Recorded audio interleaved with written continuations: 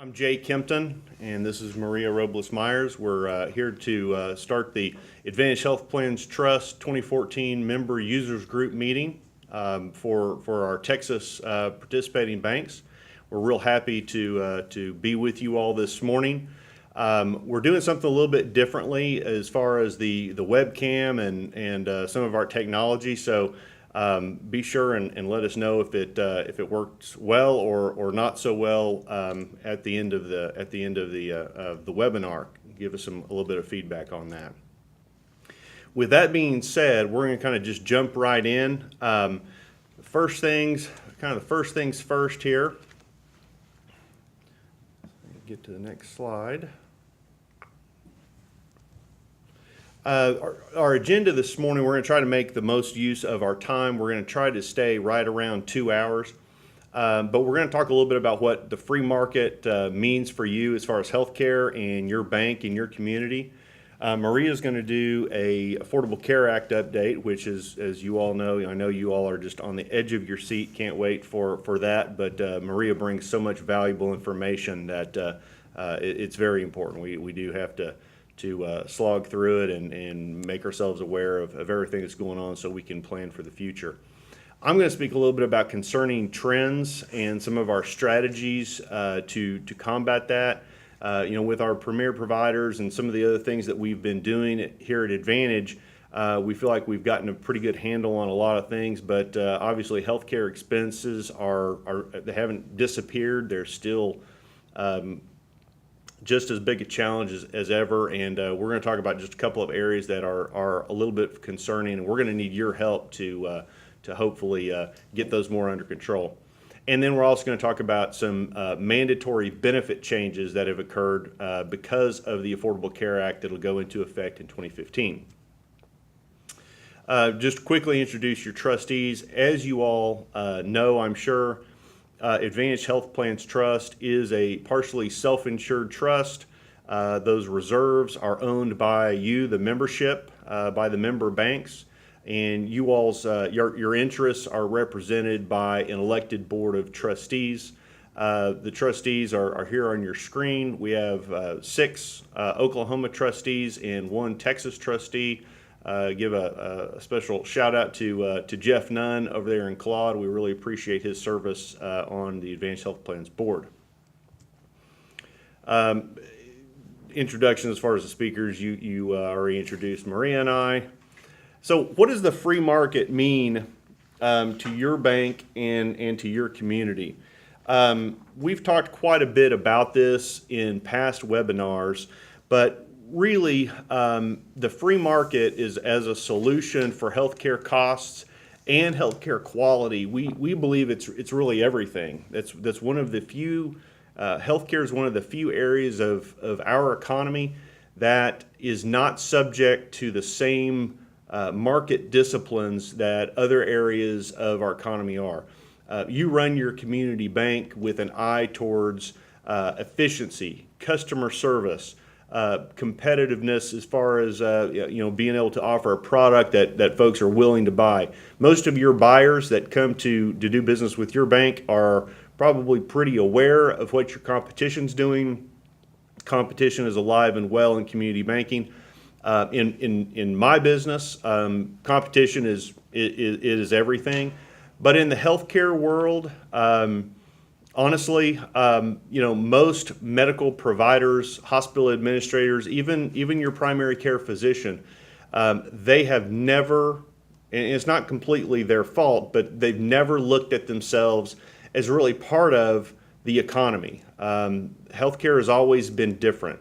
It's always been seen different. Hospitals have never been structured in a way that they have had to compete for business based on their price and their quality, like the rest of us do. And so with that, without those kind of market disciplines, you're going to have quality issues, and you're most definitely going to have cost issues.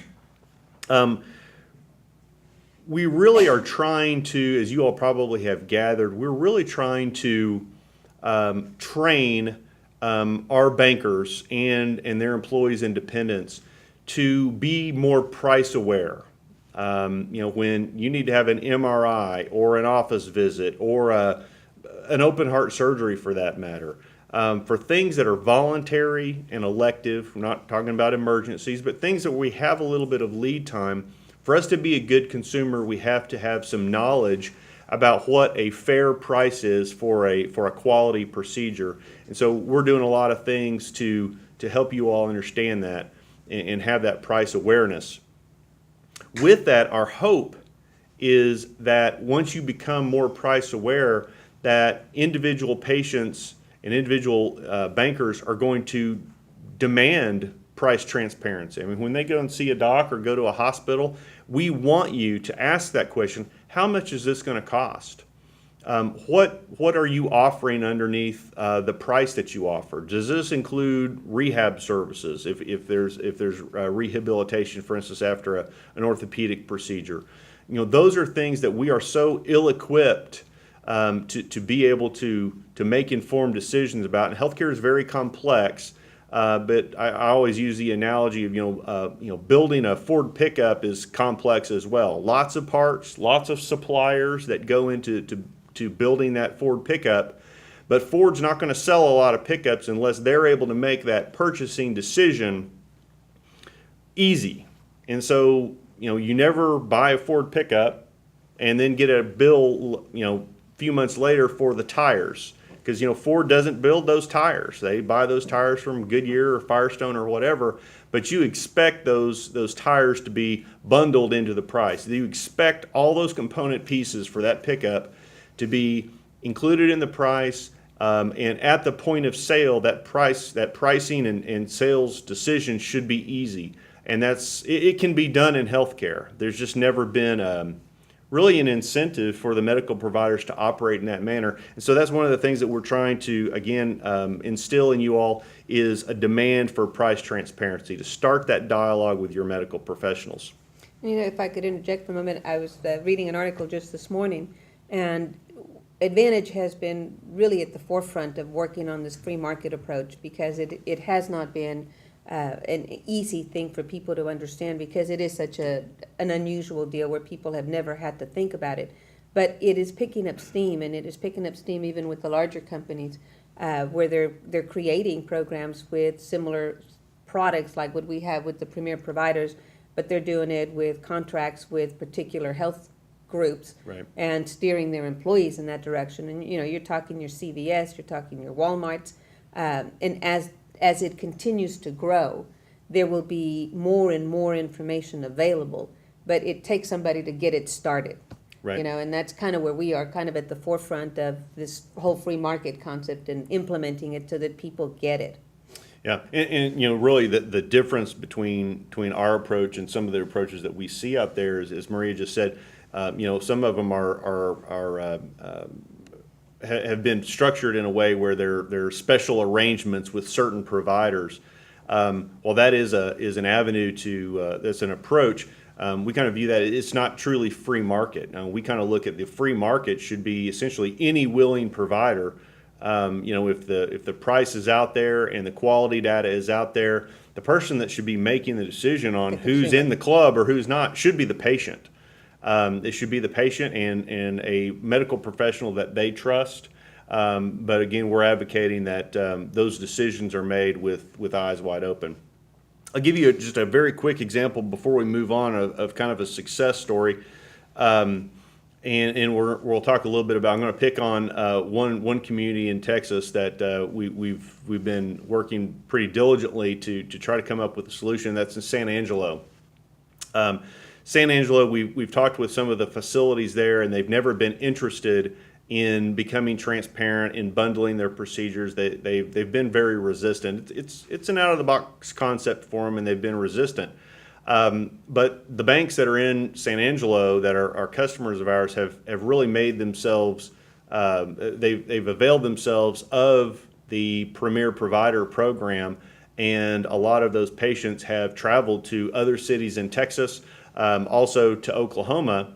And we just heard a couple of months ago that some of the surgeons there at the facility, I believe Shannon Medical there in San Angelo, some of the surgeons have been coming to the administration of the hospital be upset because they've had patients cancel procedures that were scheduled because they were going to some other facility based on price and quality. And that is really kind of a specific example of a general phenomenon that we are seeing all over Oklahoma and Texas, is that as soon as that happens, the facility may not be interested in competing for price and quality, but if the surgeons perceive that they're losing business, sometimes they're the ones that influence the facility to get on board. Because the surgeons make essentially the same amount of money, whether they're doing it at a big hospital system or at a surgery center that they own. They make about the same amount. The giant cost variability in healthcare is at the facility. Yep. And so the surgeons look at it and say, no, your high prices at the hospital are costing me business, Yep. so we want you to play ball. And that's a good dynamic to have happen. Okay. Moving on, let's look at some of the things that we've accomplished. When I mean we, I mean the collective we. This is you. This is your fellow banker, the dependents and spouses. To date, Advantage Health Plans has done 797 procedures have been performed at an Advantage Premier provider. That has resulted in, as of September 1 of 2014, $5.3 million worth of savings to your health plan. An interesting but very important detail on that's not represented on the slide is that is savings to the health plan. And for you patients out there or bankers that are aware of this, there's also another giant component of savings, and that is the employee or the patient's out-of-pocket expense. Because of premier providers waiving deductibles and copay and coinsurance, that can represent a very, very large number, and that is not calculated in this savings number. So we love that. Again, we've talked about this before, but historically speaking, any kind of a cost savings or cost containment program within a health plan, most of the time, a majority of the savings has simply been passed on to the patient, in the form of either a higher deductible or a higher coinsurance amount. This is truly a net savings to the payer, which is the benefit plan, and also to the patient. It's a huge win. So we're very, very proud of everything that you all have done to make those savings happen. I think it's worth mentioning that with all those procedures and all that savings, it is astonishing what the satisfaction rate is among the people that have used it. It is huge. I mean, the comments that come back and the satisfaction is really, really high. Yeah, the providers that have embraced this model, it is amazing. Obviously, we try to take care of the bankers very well and within our offices when they're dealing with us, but when they go out to the provider, a premier provider that is operating in this model where they know that patient has chosen them specifically because of a reputation, because of a price, they've really kicked their game up. We've heard a lot of reports from patients that when they walk through that facility door and they hand them their Advantage Health Plan's premier provider voucher, all of a sudden, essentially they become a VIP at that medical provider. And I mean, I guess a good analogy would be if you were independently wealthy and you walked into the hospital with a briefcase full of hundreds, you would probably get a good attention as well. And that's kind of what is essentially happening here. Because we've had questions asked about this, I'll give you one more stat that I've got here in my notes.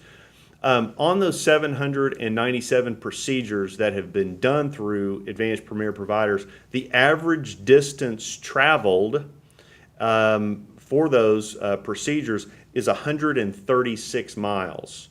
Now that's nothing that we're not exactly proud of that. It's not something that we want to see grow, but it does tell us that at least for now, when the number of providers that are willing to operate in a transparent free market approach is relatively small, Patients are willing to drive, or and sometimes we've even bought, the health plan has bought plane tickets to fly folks in.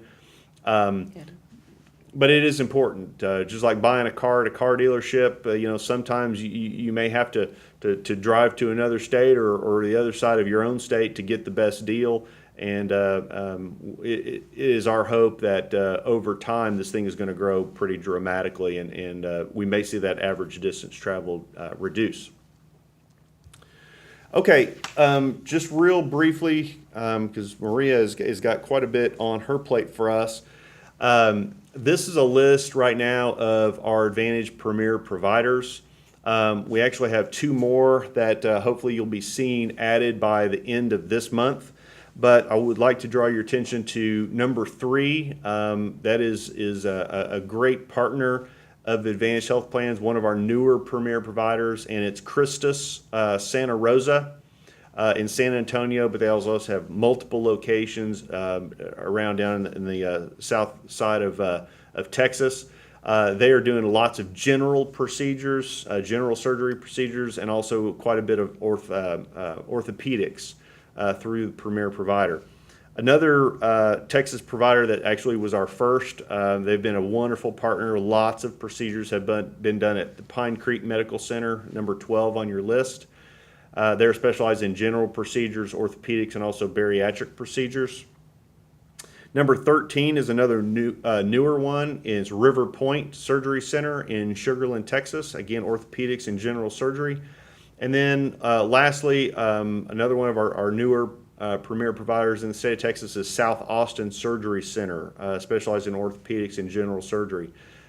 We are so happy to have been able to start operating with these facilities in a much closer, more open type of a relationship, and we just applaud them for being bold and taking that step across the line, because again, they are, in their minds, they are, bankers and Advantage, we kind of look at it as kind of welcome to our economy, but for them, they really feel like they are stepping outside of their comfort zone, but we applaud them as early adopters. And just as a pointer, if you remember, if you look at the length of this list and the number of facilities listed today, and you think about what we had a year ago, Yes. the growth is really substantial, and Texas certainly is coming and stepping up to the plate and providing a lot of new facilities. We still play some videos from some of the local news media around the region, and one of the videos that we really like to show is one of the first ones, and it still talks about there are 4 facilities that have started doing this, and they make a big deal out of 4.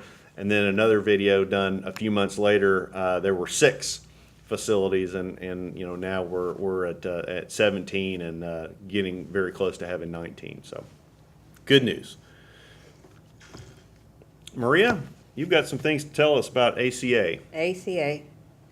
Well, it's we've been talking about ACA for a long time. The law was passed and signed in September of 2010. Here we are 4 years later, and I think it's important to kind of note how it's evolving and the components of it that are taking place. As we've talked in the past, a lot of the benefit changes have already been implemented. The no lifetime limit, the no annual limits, the preventive services. I mean, the list is fairly extensive in terms of what was added. Dependents, no pre-existing. Those are the benefit changes that have taken place. What I think is coming into play now is the remainder of the ACA. I like to call it PPACA. Everybody thinks ACA sounds better, but to me it's PPACA.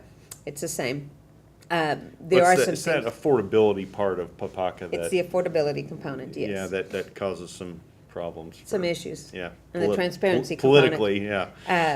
But there are some significant things that are in play, and I want to kind of bring you into it so that you're familiar with it, because I think from where I see it right now, the time to start paying for this is coming up and has started. The benefit components, all of the things that were done with at these benefits, at this benefit, but the actual how are we going to pay for this was delayed and wasn't implemented. The exchanges are open. There is some costing that goes with the exchanges, and as PPACA rolls itself out even further, the costing side of it from your end of it as employers offering these health plans continues to grow. So I want to focus some on that, but I want to bring a couple of things to your attention first. The first one I want to mention to you is on same-sex marriage. In Oklahoma, we are in the 10th Circuit, and the 10th Circuit has ruled that the Oklahoma statute that provides that you don't recognize marriage between individuals other than a man and a woman is unconstitutional. The reason I want to bring this up to you is because I think the Supreme Court is going to hear this matter this fall. I think they have enough cases that have been brought to them. I know there's 2 from the 10th Circuit. There's several from the East Coast that are before the Supreme Court asking them to take a look at it. And there's a lot of states that have actually requested and signed the amicus petitions, amicus briefs, requesting the court on a friendly basis to take a look at it. I fully anticipate that before the end of the Supreme Court term, which starts in October and ends next June, that we are going to have a decision on same-sex marriage. I would be really surprised, to be honest with you, if the court upholds any of the statutes as being constitutional in recognizing marriage only between a man and a woman. I think it is more likely than not that they're going to go the other way. What we have today is really very difficult to work with. States like Oklahoma, Texas don't recognize marriage between anything other than a man and a woman. Even if they are performed in a different state, they're not recognized.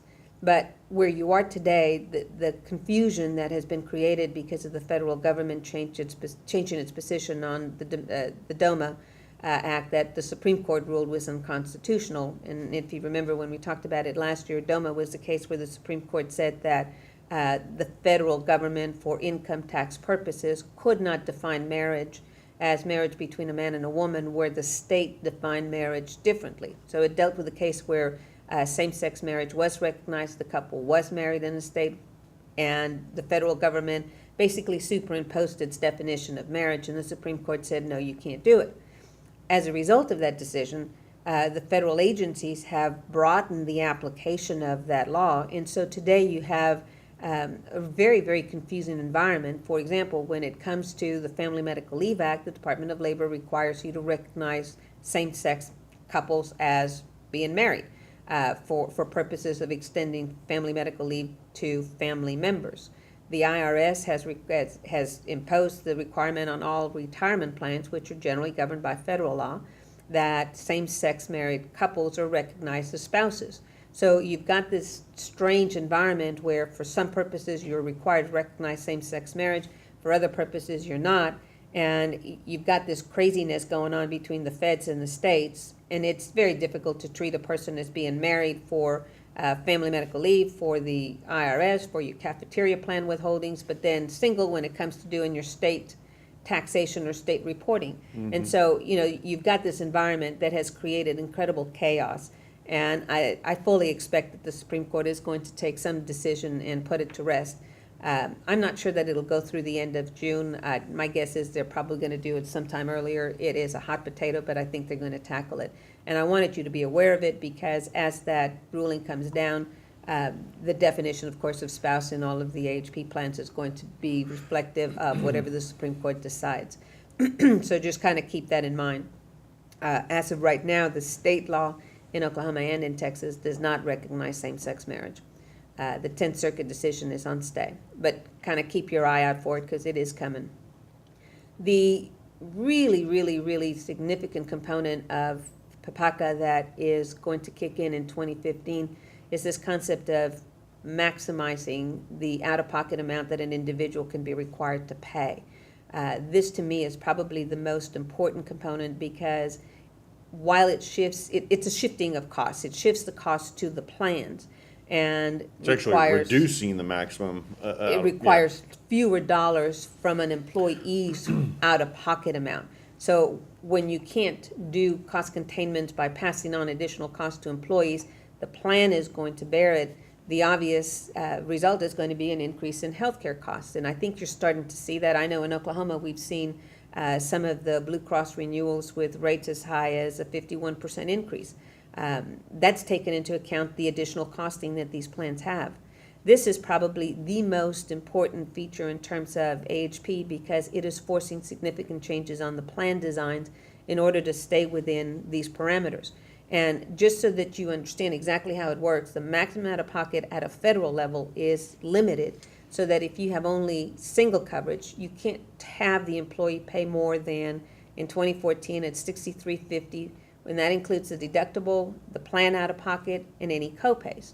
It does not include the prescription drug.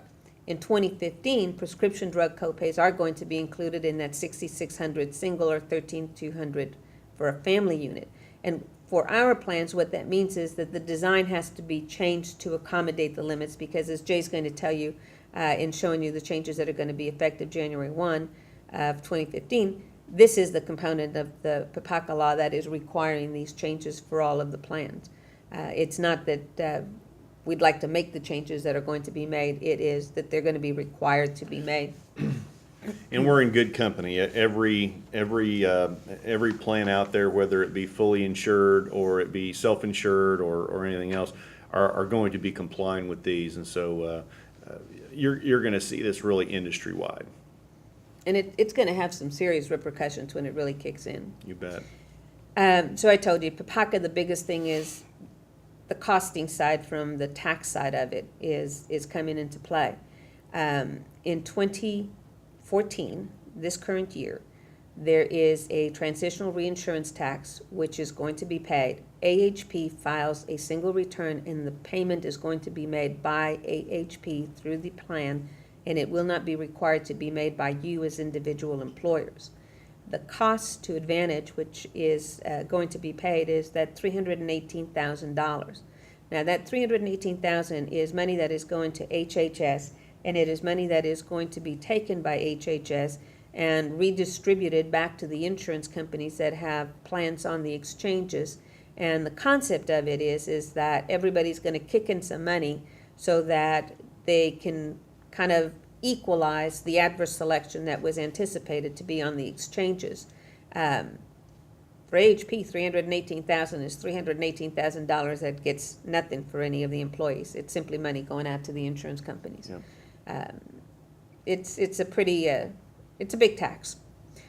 The second tax that was paid this year, is actually paid earlier in July, is the PCORI fee, which we talked about in the past, and that's the Patient-Centered Outcome Research Institute fee. It's really a tax. It's a tax on the number of belly buttons that you have in the plan. This money in 2014 actually cost the trust $5,300. We were at $1 per belly button. In 2015, it goes to $2 per belly button, and this tax goes on until, I believe it's 2016 when it finally, or 2018 when it finally starts phasing out. This money is going to fund an institute that is designed to determine whether or not, or really not whether or not, but to determine what procedures, what services are the most patient-centered outcome procedures.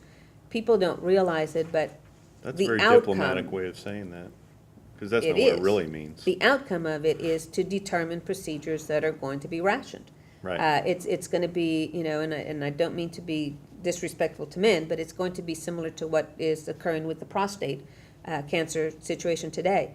If you are 70 years old and you have prostate cancer, people are advising, doctors are advising, facilities are advising, do nothing, because the cost of treating it is not going to really change much. It's a slow-growing cancer, and you're likely to die before the cancer kills you. So you're going to die of old age instead of the cancer. This is the kind of thing I think we're going to see out of this institute. I told you before in different seminars that we've had, PCORI was started with very little guidance. It was given money, I think original year was like $54 million to set up their offices and start kind of figuring out how they were going to operate. And their money is growing. The outcome of what they're doing is not yet visible, but I think it is going to start becoming more and more visible. And you're going to see it in sections like recommended treatments, procedures that you don't do at certain stages, or things that you just forego because you're going to die of something else before that thing kills you anyway. It's a rationing arm. It's a polite way of saying patient-centered outcomes. It's really a rationing arm. And there are mechanisms in the Affordable Care Act where the Patient-Centered Outcomes Research Institute is going to be collecting a tremendous amount of patient data to see who is getting what procedures and what they cost and what the age was and what the outcome was. And So, just bear that in mind. But interestingly enough, they've been up and running since 2010, and the collection of the data Hadn't has- started yet. Yeah, hasn't started yet. Yeah. So they've been operating for 3 full years at least, and They're getting their ducks in a row, though, because they're getting the systems in place. You betcha. Yeah, so it's coming. Just as a reminder, DOL audits are on the rise. They are looking for non-compliance. As an employer, you have certain responsibilities with your employees to determine when they're eligible, notify AHP when they're eligible so they can get on the plan. But when you get a new hire, make sure you go out there and get the summary of benefits and coverage forms. They're up on the web. If you get a new employee, give it to them. I think they're all going to be given out again in the open enrollment period, which will hit in November of this year again. But watch out for it. It's better to err on the side of having extra notices on your intranet sites and say that you've always given it to them and have it available. Just be sensitive to them. I know the exchange notice is up on the Advantage Health Plans Trust as well. Exchange notices really are not required in the sense that you will not be penalized if you don't do it. From a compliance point of view, all you need to do is let them know that it's out there. You don't have to give them all the specific information that was on the second and third pages of those forms. You just have to let them know there is an exchange. But be compliant, be alert to what you need to give your employees and when you give it to them so that you're in compliance with your end of it. Yep. This is the biggie. We've talked about pay or play over a number of years now, and we've talked about what the penalties are. We've talked about how it works, and I'm going to give you kind of a refresher course on it simply because pay or play taxes, which were to be implemented in 2014, were delayed for 2014, but they are coming into play in 2015. So I'm going to kind of walk you through what the tax is, how it works, so that you can be familiar enough with it and recognize whether or not you as an employer need to start gathering some data for compliance. If you recall, there are 2 basic components to the pay or play. The general concept is that everybody is supposed to share in the cost of health care. So employers are not obligated to provide health care, but if they don't provide health care, they're penalized. So what we have is the pay or play penalty. Sometimes we've talked about it as the 49H tax. Although the IRS doesn't call it a tax, it's called an assessable amount, which is nonsensical. It's a tax. Yeah. But the taxes on this thing work It's all this way. about optics. It's crazy. All employers that have 50 or more full-time employees need to pay attention. If you have fewer than 50 full-time and full-time equivalent, this tax will never be applicable. But if you have at least 50 full-time plus the full-time equivalent, then these taxes will come into play for you. Now, this is a tax that is at your level, not at AHP level. It's at an employer level. The first component is, the easiest one to explain is if you offer nothing, you just flat out don't offer coverage. You've got 100 full-time employees, you offer them nothing. Under the ACA update, the ACA pay or play taxes, what you're going to be subject to is a tax of $2,000 for each full-time employee. The numbers change a little bit, and I'm going to tell you a little bit of what's different, but generically the concept is if you don't offer coverage to your employees, then your contribution into the healthcare pot is an excise tax of $2,000 for each full-time employee, and there's a number of that you exclude. In 2015, it's going to be 80 if you have 100 or more. It's statutorily 30, I think, is the actual number. This penalty kicks in if one of your full-time employees goes on the exchange and gets a subsidy, and that one employee then triggers the penalty for all the employees because you didn't offer it. So you have 100 employees and only one went on the exchange, your penalty applies even though it was only one person. And that's why this one is called the sledgehammer, because if you're not offering the appropriate coverage and somebody goes and gets a coverage out on the exchange and gets a subsidy, it's going to go back and hit every single full-time employee that you have times the $2,000 tax. So this is the one to pay attention to. So the way to not be subjected to the sledgehammer penalty is to offer employees what is known as minimum essential coverage, and offer it in 2015 to at least 70% of full-time the employees. That 70% is the equivalent of what we've talked about in the past as 95%. The statute actually says all, which means 100. The IRS said, well, 95% is what we're going to interpret all to mean. So the original statute says 95. In 2015, when it rolls out for the first time, they've made a concession and said that you have to offer it to 70% of full-time employees.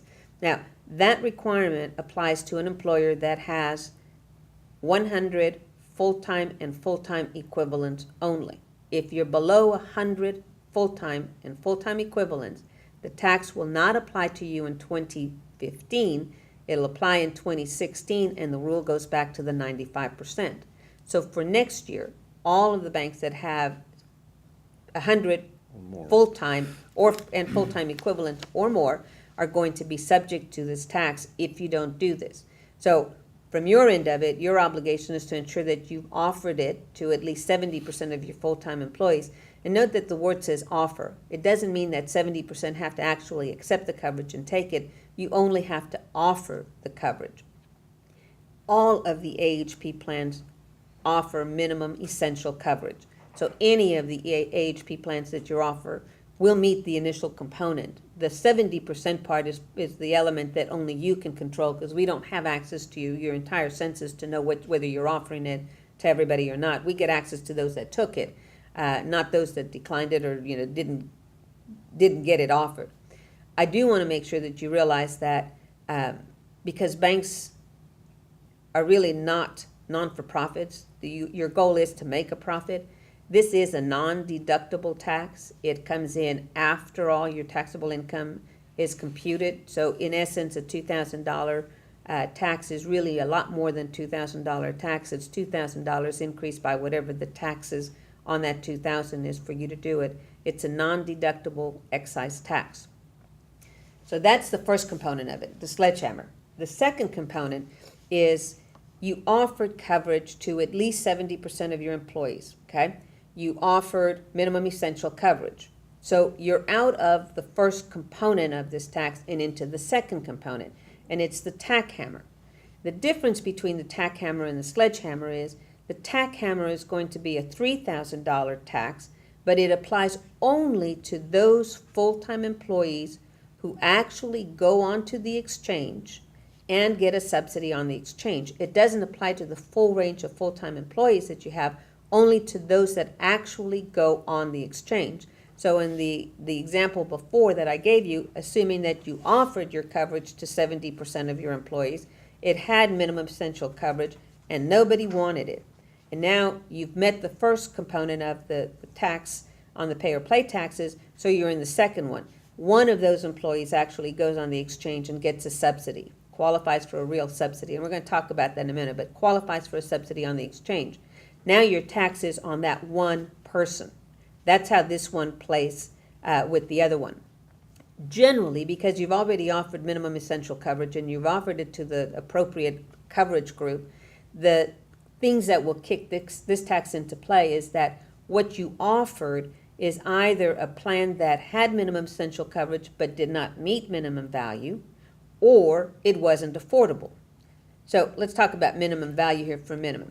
Yeah, so, some of the terminology I know, because when we're out talking to bankers, this is like trying to follow a bouncing ball. Greek. It is Greek. So when we talk about minimum essential coverage and minimum value, please, let's define minimum value as a refresher. Yeah, let me just define minimum essential coverage first so that it's clear. Technically, minimum essential coverage is preventive services only paid at 100%. That satisfies the definition of minimum essential coverage, and that's why I told you every single plan that AHP offers meets the criteria of having minimum essential coverage. Minimum value is one of these government-created concepts that is really not very rational, but here's how it works. Every plan has a list of benefits that it offers.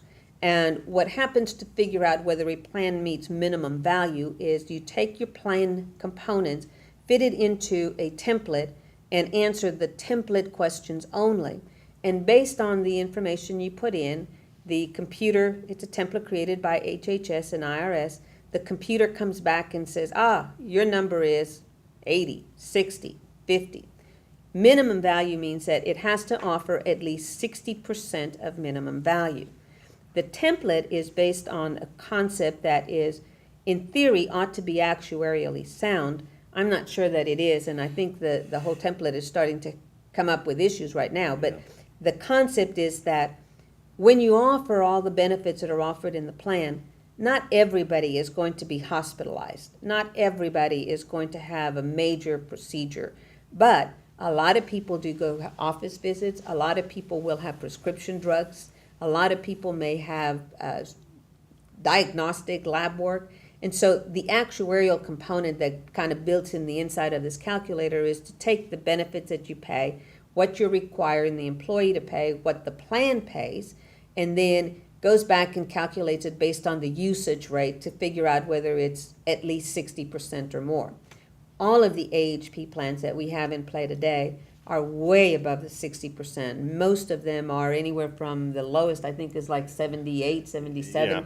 And they go as like Highest is deep into the 90s. high in the 90s. So the minimum value component is an element that by design, when we create the AHP plans, they will meet minimum value.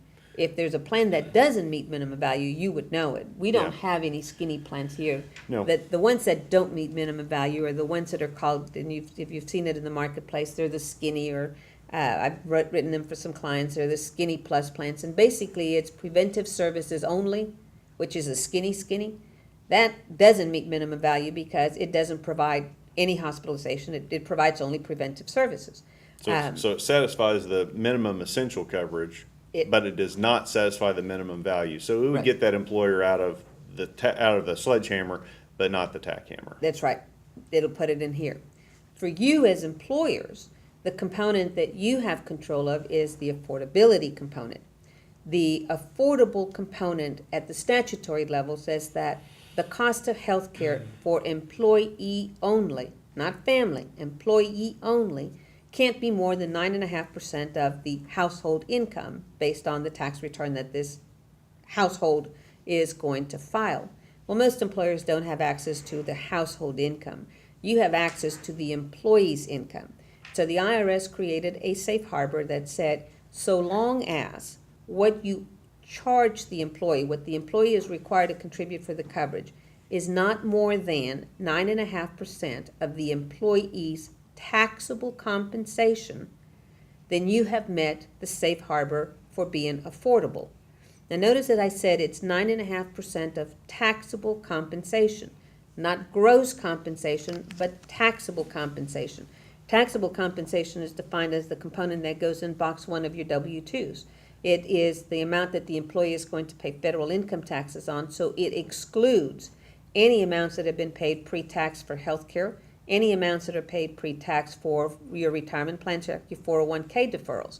So it's the taxable component that you're working at the 9.5%. Most employers, I think, are going to be fairly safe in meeting a lot of those requirements. It is possible that you've got one or two that don't meet it. And in those situations, from a business point of view, it's not necessarily the end of the world because you may be exposed to a tax on those two employees, but not all of the employees. And then those two employees actually have to go on the exchange and buy coverage and have it subsidized. And I think what the administration isn't counting on, and I think this is part of the problem that they've had with the exchanges as of today, is that even on the exchange, it's not free. So you go on the exchange to buy a health plan, you still have to pay something. And for some people, paying that something is more than the amount that they're willing to pay, so they don't even go and get it. So on an employer like this, you offer them the coverage, it is more than the 9.5% of their taxable compensation, but they choose not to go on the exchange to get it. That doesn't subject you to a penalty, it subjects them to the individual mandate, but it doesn't subject you to a penalty because they didn't go on the exchange and get it subsidized. That being said, statistics that are out there right now are saying that of the people that are actually on the exchange, that went on the exchange for 2014, the percentage that have these subsidies is incredibly high. I think the last statistic I saw said that it was nearly 90% of all of the people on the exchanges have some kind of subsidy on the exchange. Part of that is because, I'm going to be polite, neither the IRS, HHS, the insurance companies have in place mechanisms to actually figure out whether these people truly are eligible. There are a lot of discrepancies in the information that's been submitted. They know they have a lot of errors. They have a backlog of claims of individuals that are enrolled that they're looking at to try to figure out whether they do qualify for a subsidy or not. And they are resolving them at a very, very slow pace. You mean that they would look at this very liberally as far as giving away taxpayer money to? They are. I Yeah. think the shocker is going to come in when everybody starts filing their income tax returns for 2014. Yep. And those 1040s start hitting the IRS, because now they're going to have the real information to decide whether or not they were eligible for these subsidies. And if they were not, then they are required to pay it back. Now, whether they can pay it back or whether they can collect on it is a different deal. That's going to be hard. It's going to be tough to know. Mark But it's- Maria's words, when that starts happening, you're gonna hear about it, and you're gonna see it, and it'll be one of these unforeseen complications of the Affordable Care Act. Not completely unforeseen. It's going to happen.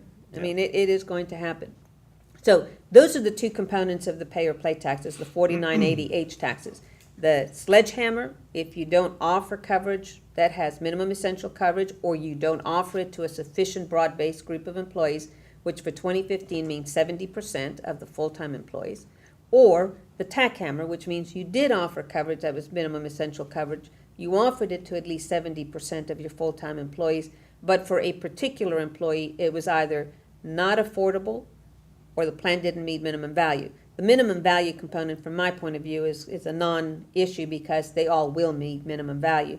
So it's really the affordability item Right. that you have to focus on and take a look at that. And I'd encourage you to take a look at what you are charging your employees and compare that to what the W-2 information is showing, and figure out how close you are to that 9.5%, or whether you are really under it or really over it, so that you have a sense of whether you're offering affordable coverage. In the Advanced Health Plan strategy and the trustees' strategy on this is to be in, and so far it's been pretty much unanimous. We've not heard of any bank that's not doing this, but most banks are approaching this as we are wanting to offer coverage that is not only minimum essential, meets minimum value, but is also affordable, essentially firewalling themselves from any potential Right.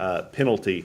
When we get to my section of the presentation, we're going to talk about a couple of concepts that we have to hopefully try to make that the ability of meeting all of the statutory requirements and essentially being firewalled from penalty, try to make that as affordable as possible for our banks out there. So we'll talk about that here in a minute. I think we're going to talk about who's liable now. Yes, and this is the part that I think, people know that this tax is coming, and now it's like, am I subject to it, am I not? Okay, here's the rule. 2014, nobody is going to be subject to it. 2015, only the employers that have 100 full-time and full-time equivalents or more are going to be subject to the tax. Now, keep in mind that the tax applies for the calendar year 2015, but it is actually going to be assessed in 2015 because no one knows whether how much coverage you had, what months they had coverage until the year is out. If you're an employer that has between 50 full-time employees, and when I say full-time, I mean full-time and full-time equivalent. If you're between 50 and 99, 2015, the tax will not apply to you. It kicks in 2016. And then in 2016, everybody that is 50 or more is going to have the tax apply, and that's when the coverage requirement is supposed to go back to 95%, okay? So keep that in mind.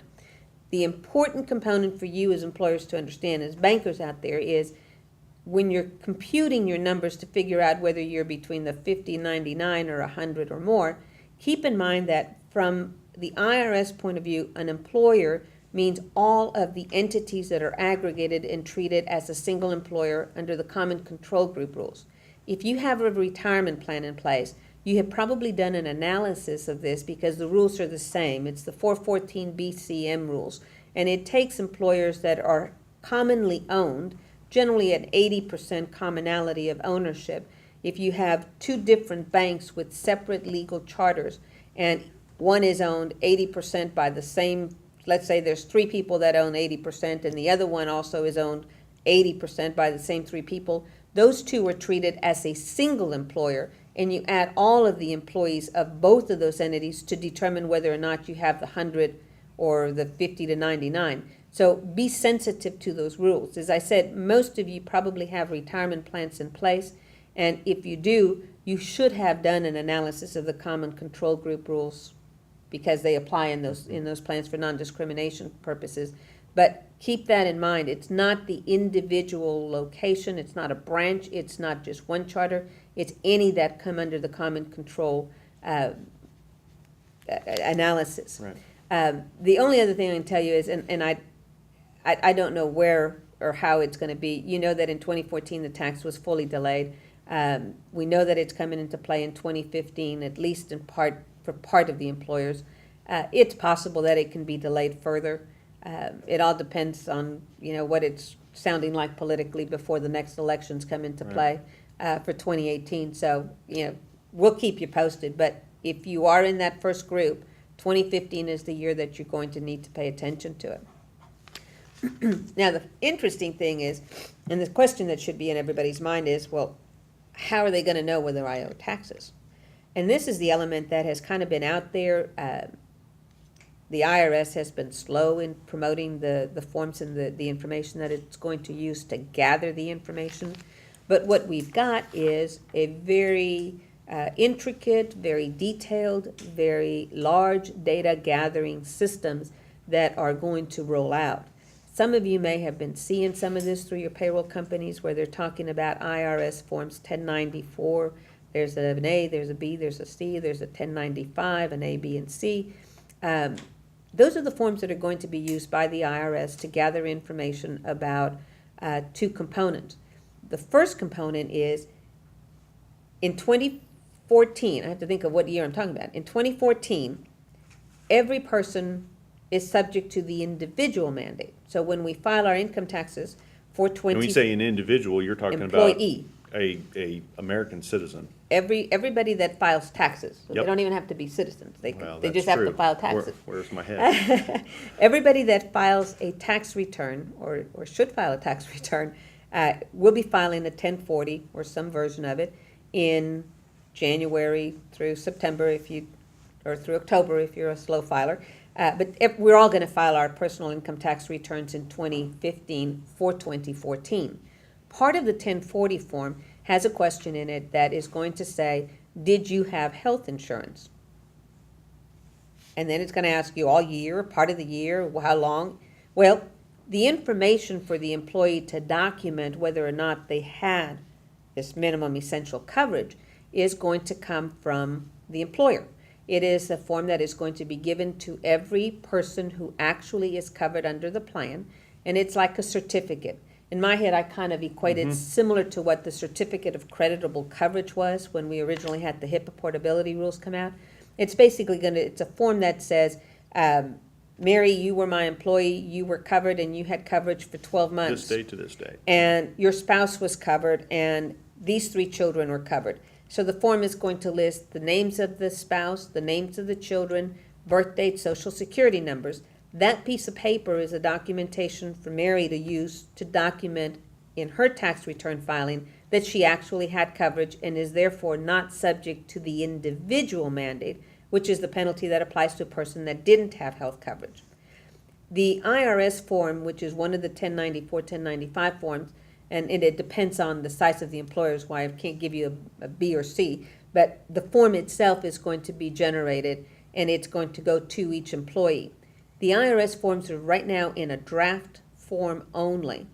I am anticipating that they are going to allow some kind of substitute form, much like you do with your 1099 reporting, where you can do a substitute 1099 form instead of actually completing a 1099 IRS form. I think if it is workable, the goal, the intent is that AHP will participate in the process of getting that information together for the people that are actually covered under the AHP plans. And, we don't know exactly how it's going to work yet because the form isn't out and the details are not out. But as they come out, we will be working with that to figure out how we can generate as much of that information, if not all of the information, on the substitute forms that are going to go to the employee, so that the employee then has the information available as to the coverage they had. The obligation to provide the form is at your level as an employer. But on the employee reporting, I think we will be able to participate and help you do some of that. The second component is the employer reporting. And when I said to you, you have to offer coverage to 70% or more, this is where they're going to find out whether you did. This form is issued, it's a 1095 form, and it has in it all the information about name of the employee, type of coverage they were offered, the cost of employee-only coverage, did they have dependent, which months did they have the coverage, did it meet minimum value, and all of this is reported for every employee. So you can see where the complications are going to come into play. Kempton is not probably going to help you with this one because they don't have all of the information that you will have. They don't have access to your entire employee census as to employees that were offered and didn't take it, or employers that did not get it offered because they're part-time and they're not eligible for it. They won't have that information. From what I've seen, most of the payroll companies are starting and they're working their systems up to help you generate some of this reporting. And the forms themselves, as I said, are in a draft form, so it's hard for everybody to get their systems fully developed until they know what the actual reporting is going to look like. But it is going to be an informational return, very similar to what you do like with the 1099s or W-2s, where there's an individual form that the individual gets, and then there's a form that the IRS will get, and then there's a transmittal form to tell the IRS that you're sending it to them. The requirements for electronic filing are going to be the same. If you file 250 or more, it's going to have to be filed electronically. Presumably, they will allow you to file a paper form if you're under the 250. And I think as these forms kind of evolve and get into more of a final form, we're going to have more information. And when we have more information, we will definitely be passing it on to you guys so that you know. But I would start by checking with your vendors, your payroll vendors, in terms of what they're doing, what they are anticipating they will have available to you, because you will likely need to add some additional information onto the payroll reporting system. Offered coverage, didn't take it. Offered coverage, took it. Offered coverage, dependents.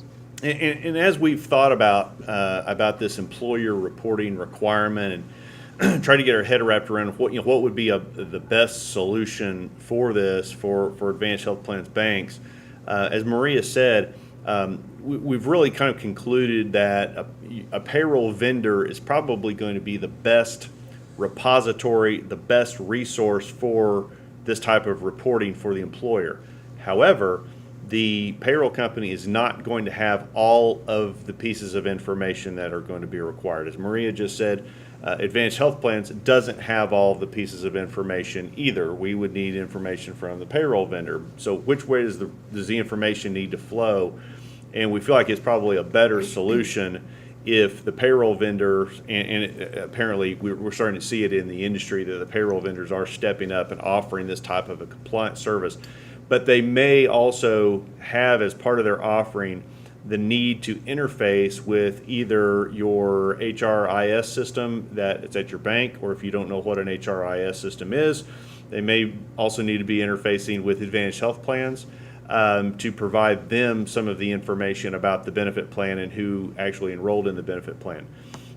We are open. Not only are we open, we've actually built a few import-export routines with a couple of the larger payroll vendors that it's already in place. The two that we are up and running with to be able to provide this type of information for them to consolidate and then use for reporting is ADP and Paycom. Those were by request by member banks. We know that they are at least in Oklahoma. Paycom is kind of everywhere. ADP obviously is a very large national firm. But if you all have any payroll vendor that has indicated that they are stepping up and they're going to start offering this type of reporting module, but they need data, please talk with your account manager about, tell us who the vendor is, and if we could have some contact information, we would be more than happy to reach out to them and see what it would take to be able to provide an import for that payroll vendor. Our intent is to do that at little or no cost to the employer, but again, it would be kind of on a case-by-case basis after we kind of see what how difficult it would be for a particular vendor. But again, ADP and Paycom are up and running. I'm going to make just a couple more points for you. The taxes due for 2015, the reporting will actually take place in 2016. And what will happen is the employee information is going to go just like a W-2 does by the last day of January of 2016 for 2015. The employer report will be due by the end of February or March if it's electronically filed. So you have time to gather information and time to work with it. It's not going to be due January of 2015. It is a year from now. Well, it's more than a year from now. It's 16 months from now when the actual reporting will actually start taking place. Just as a side note, the amount of information that is required on those forms is rather extensive. It looks like even Apple is no longer safe from hackers. I know the federal government certainly has had issues. I've read some things that indicate even the exchange has been hacked. There's a lot of information that they're going to have on this that they have never had from self-funded employers. This is the first time that you will be providing them information about your employee base, how many of your employees get coverage, what you charge for it, what it looks like. They've never, ever had this. And, from my chair, voluntary filing of information is always like, no, I'll wait till I have to. They're asking that if you'd like to, you can report earlier if you're not in the group that's required to file. But I think it's going to be very interesting to see what happens because there's just a tremendous amount of information that's going out there. This information is going to somehow be thrown into a black box. It will be accessed by HHS, it will be accessed by the Department of Labor, and it will be accessed by the IRS in order for them to implement these ACA provisions and figure out exactly who is eligible for a subsidy so they can come back to you as an employer then and say, okay, you had these 5 people that were eligible because they got a subsidy on the exchange because they're matching this data to the exchange information and people who got subsidies, and they're going to come back and say, did you offer them minimum essential coverage? Did you offer it to the right group? Okay, you're on the second, you're on the tack hammer penalty. Was it affordable? Oh, you didn't, you charged them too much. So you owe a penalty on this one. Or, nope, you charged them an amount that is deemed to be affordable. Nope, you have a minimum value plan. They were on the exchange, they got a subsidy, but you are off the hook from the liability. So this is how they're going to link the data between those people on the exchanges getting subsidies and the employer data to figure out what they're going to come back and charge you for this pay or play tax. Right. And that's kind of how it's going to work. Yep. More to come because it's still in the development stages. Yep. So if you have any questions about this or anything we've talked about, of course, we are available to answer questions and try to help guide you through all this. Well, Maria, this is actually the point in when we did our Oklahoma users group meeting where we kind of took about a 10-minute break. We're not going to do that. We want to get you back, back to work as quickly as possible. But to give you all kind of maybe a little bit of a brain break here for just a few minutes, we're going to attempt to show a new video that was most recently produced by Advanced Health Plans. And this would be a video that we're working on a Texas version right now. It was not completed yet for the users group meeting, but we hope that it will be here very soon. But this video or another video like it is going to be something that we're probably going to want to show at your bank sometime this year when we come out and hold employee meetings to kind of talk about premier providers and how to utilize your plan better and the usual annual or biannual presentation. So we wanted to kind of show this to you all so you all can see it first and give us any feedback. But this was actually produced with several of our bankers and a few actual premier providers. It's a neat video. We're pretty proud of it. But from a technical standpoint, playing a video over GoToWebinar, we'll see how it goes. But it's 6 minutes long, and then we'll resume the presentation on concerning trends.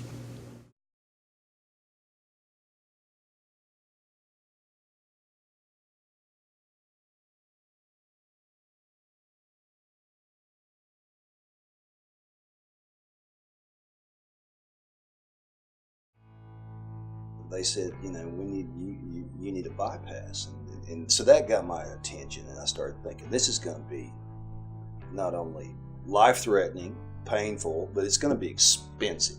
We went in and we did the x-rays. We did about 6 different x-rays, and he tells me it's broken, but we don't have to cast it. In the back of my mind, I remembered people telling me, Bob, we can help you with this stuff. So I decided that this was what I should do and give it a shot.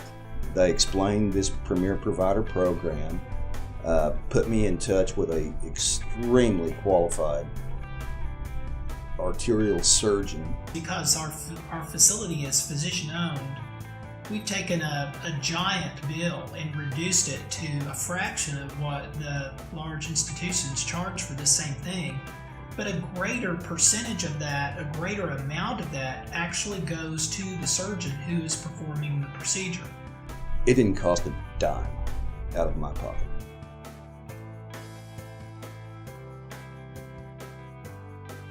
It obviously saved the plan money, and it saved my bank money, and it saved me money. So it was a win-win-win for all of us. We've been in the program for 6 months, and we've saved roughly $300,000. The employers have saved $8 million, but the employees have saved their entire out-of-pocket when they've had one of these encounters. This is substantial money. Substantial money.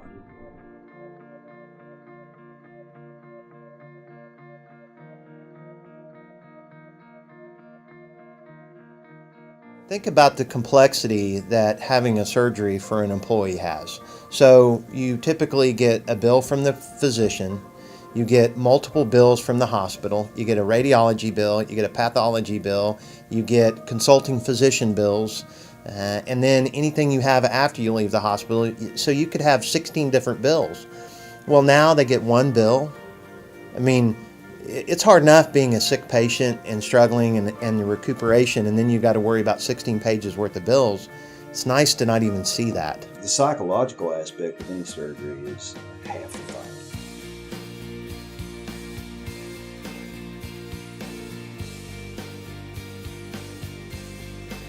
All I did was call the 800 number off my little postcard. Then they set up all the appointments for our employees after that. Our employees are just raving about the service here. Galen and Candid took care of everything. They set up the appointments. They made the connections. We got 3-way phone calls. We timed everything. They made it very easy on me. It's concierge service. That's what it is. They make all the future appointments for our employee. And made it so simple. I was just so thankful. So thankful.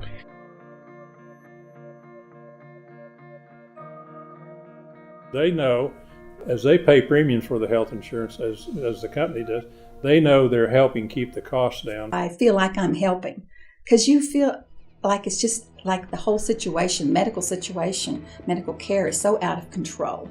The cost. And this way, we're helping. And in doing that, by having the arrangements that Advantage Health does with these facilities and doctors, it obviously saved the plan money, and it saved my bank money, and it saved me money.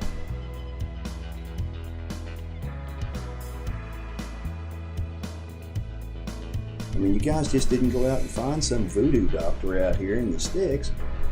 You got good quality people.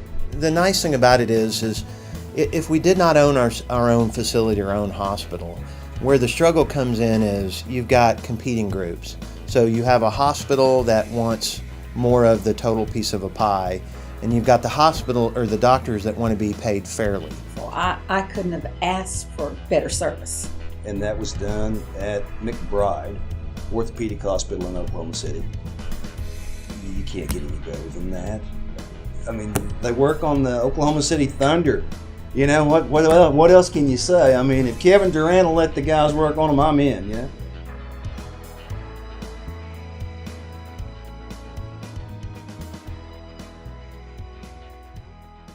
We told our employees, if you're going to have a procedure, you're talking to your primary doctor, and he or she recommends a procedure, call timeout, say, Doc, I got to go make a phone call. And we gave the number of the Kempton Company. Go make a phone call. Every chance I get when someone says they're having an event, a medical event, I say you need to pick up the phone and find out what your benefits are, because they are very substantial.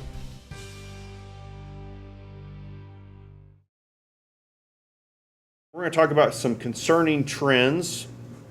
Get back to our program here. Like I said, Advantage Health Plans and our premier providers have been a huge hit. Healthcare Blue Book has been a huge hit. We're very proud of those results. But there are a couple of items that are very concerning. They happen to actually both be within kind of the same family, and it has to do with prescriptions. We've talked a lot about prescription drugs through the years. We feel like we've got some pretty innovative solutions there. On the pharmacy side, we have our therapeutic substitution list. We have the free over-the-counter drugs. And that's really kind of concentrated on trying to get us, our employees and ourselves to buy more wisely when it came to kind of everyday drugs, you know, the Nexiums of the world, the high blood pressure pills, to try to maximize those plan dollars. We're losing ground, but it's not necessarily on the small dollar drugs. We're starting to see drugs that some of you all may or may not even have heard of that are really starting to skew the RX spend in the wrong direction.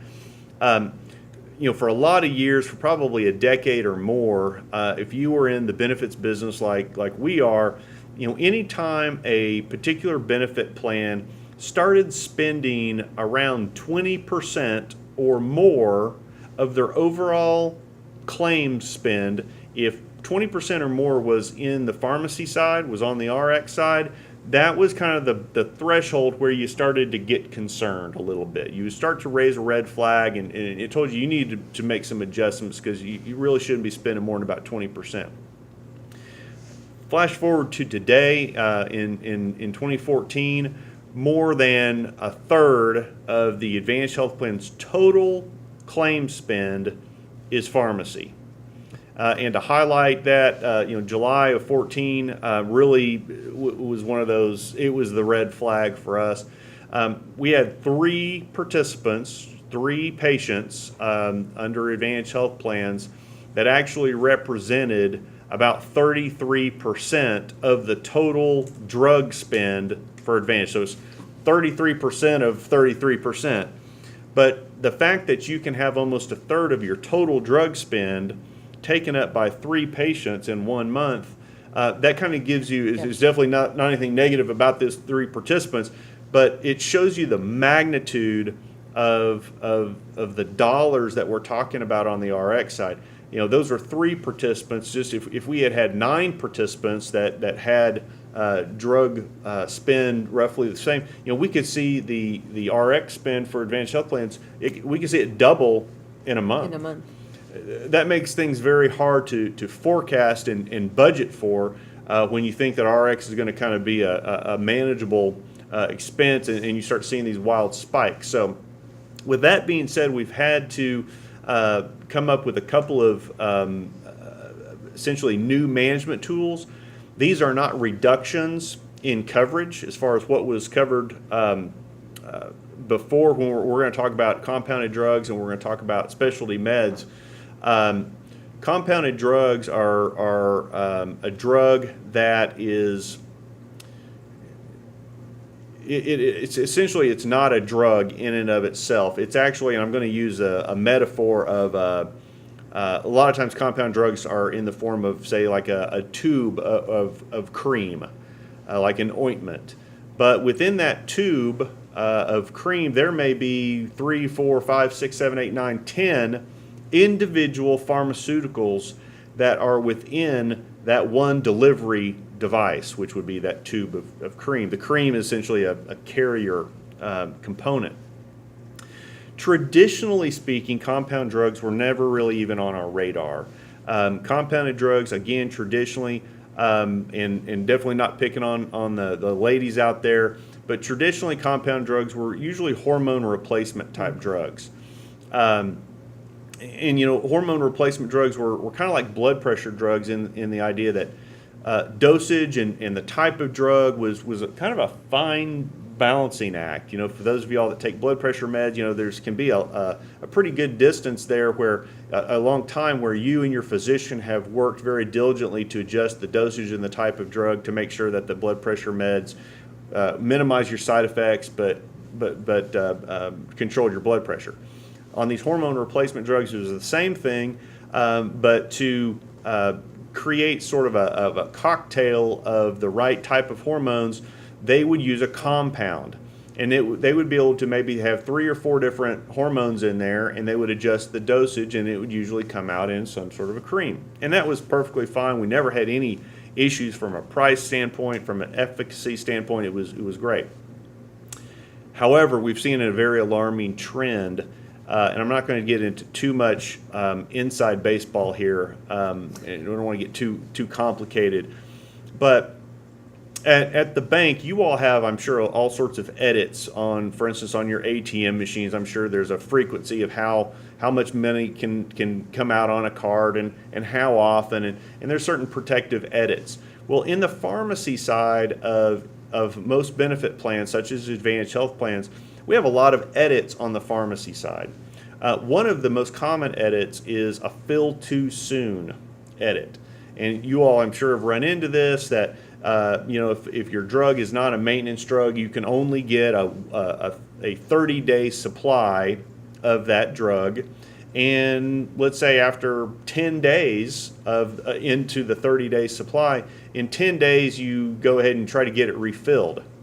You're not going to be able to get it refilled because it was being filled too soon. The system had said, you shouldn't be out of pills yet. It also prevents stacking of medications. It also does a rudimentary checking to make sure that you're not taking multiple drugs that maybe have a harmful interaction. So those are some of the edits that are built into the system. What we're seeing with some compound drugs is where it's actually ripe for abuse. To one of your employees that is taking a compound drug, they may be taking an analgesic for leg pain or for back pain or something like that, and they've been taking it orally. But now all of a sudden their physician say, I think I'm going to be able to change that oral. We're going to prescribe a cream for that instead. What we a lot of times are starting to see is that when that prescription has now been switched to a cream or an ointment, the patient they're doing what their doctor told them to do. But what we're seeing is when that compound drug has now been prescribed, it may still have that analgesic agent in it to relieve your inflammation or your leg pain or whatever. But there's also maybe multiple other drugs that have been added. Some of them are also pain-relieving drugs. Some of them may essentially be inert. They may not provide any benefit to you whatsoever, but they're not harmful either.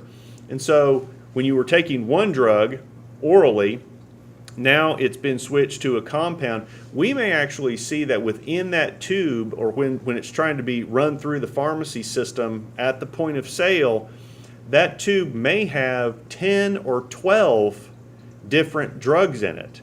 Only 1 or 2 is what you really need, and the other ones are essentially filler. And it's unfortunately it's kind of I'll try to be politically correct here as well. It is essentially, it's a money grab. It truly is. The reason they're adding many of these different drugs is because when you add a lot of these other inert drugs, the dosages of these inert drugs are so small that within a 30-day supply, the amount of a particular drug, every time they fill it, it is not anywhere near a 30-day supply. It may only be a 2 or 3 day supply, but they may fill this tube that contains the 10 or 12 drugs. They may fill that at your pharmacy for you every single week. They may send it to you through the mail even. They've offered to, even some of the pharmacies have offered to deliver it to your house. Waive your copays, waive the cost to you. And because the individual dosage is so low, they may be able to fill it 4, 5, 6, 7 times in a month, but never exceed the 30-day supply for an individual drug, one of the individual component drugs. So why do we care about this? Well, I'll tell you why we care. And we actually had an example of this happen. It happened, we started changing the way we do compound drugs September 1. September the 3rd, we got a phone call from the pharmacy company that, and unfortunately it did happen in Texas, but we had a pharmacy that was trying to run a newly compounded drug through the pharmacy program, and the amount of the compound that they were trying to run through, the billed amount to your health plan, was $9,000. It was $9,000. Normally, Advanced Health Plans would have just paid that. When that bill came in, the patient would have taken the drug home. The patient may have had zero out of pocket because the pharmacy might have been able to just waive that copay. So what we started doing September 1 was any compound drug that is over $750 a dose, then the pharmacy management company is going to put a stop on that transaction at the point of sale. And when they put that stop on it, then the pharmacist is going to have to call ScriptCare. ScriptCare is the pharmacy benefit manager for Advanced Health Plans. They're going to have to call ScriptCare and essentially describe the component pieces that they are filling within that compound drug. They're going to have to describe it to ScriptCare. And then ScriptCare is going to take those component pieces and essentially they are going to benchmark those costs of those component drugs against ScriptCare's own compound pharmacy. Okay? If the component pieces are equal to or less than the cost of ScriptCare's own compound pharmacy, then they're going to go ahead and allow that compound drug to be paid at your local retail pharmacy, and it may be a slight delay of a few minutes, but the drug will go ahead and pass. If ScriptCare, once they get the description of the drugs from the pharmacy trying to fill the drug, and the cost of the component pieces are greater than the cost that is offered for the same drugs through the ScriptCare compounding pharmacy, then the stop will stay in place, but ScriptCare is going to give the retail pharmacy the chance to match their pricing, the ScriptCare pricing, at their own pharmacy.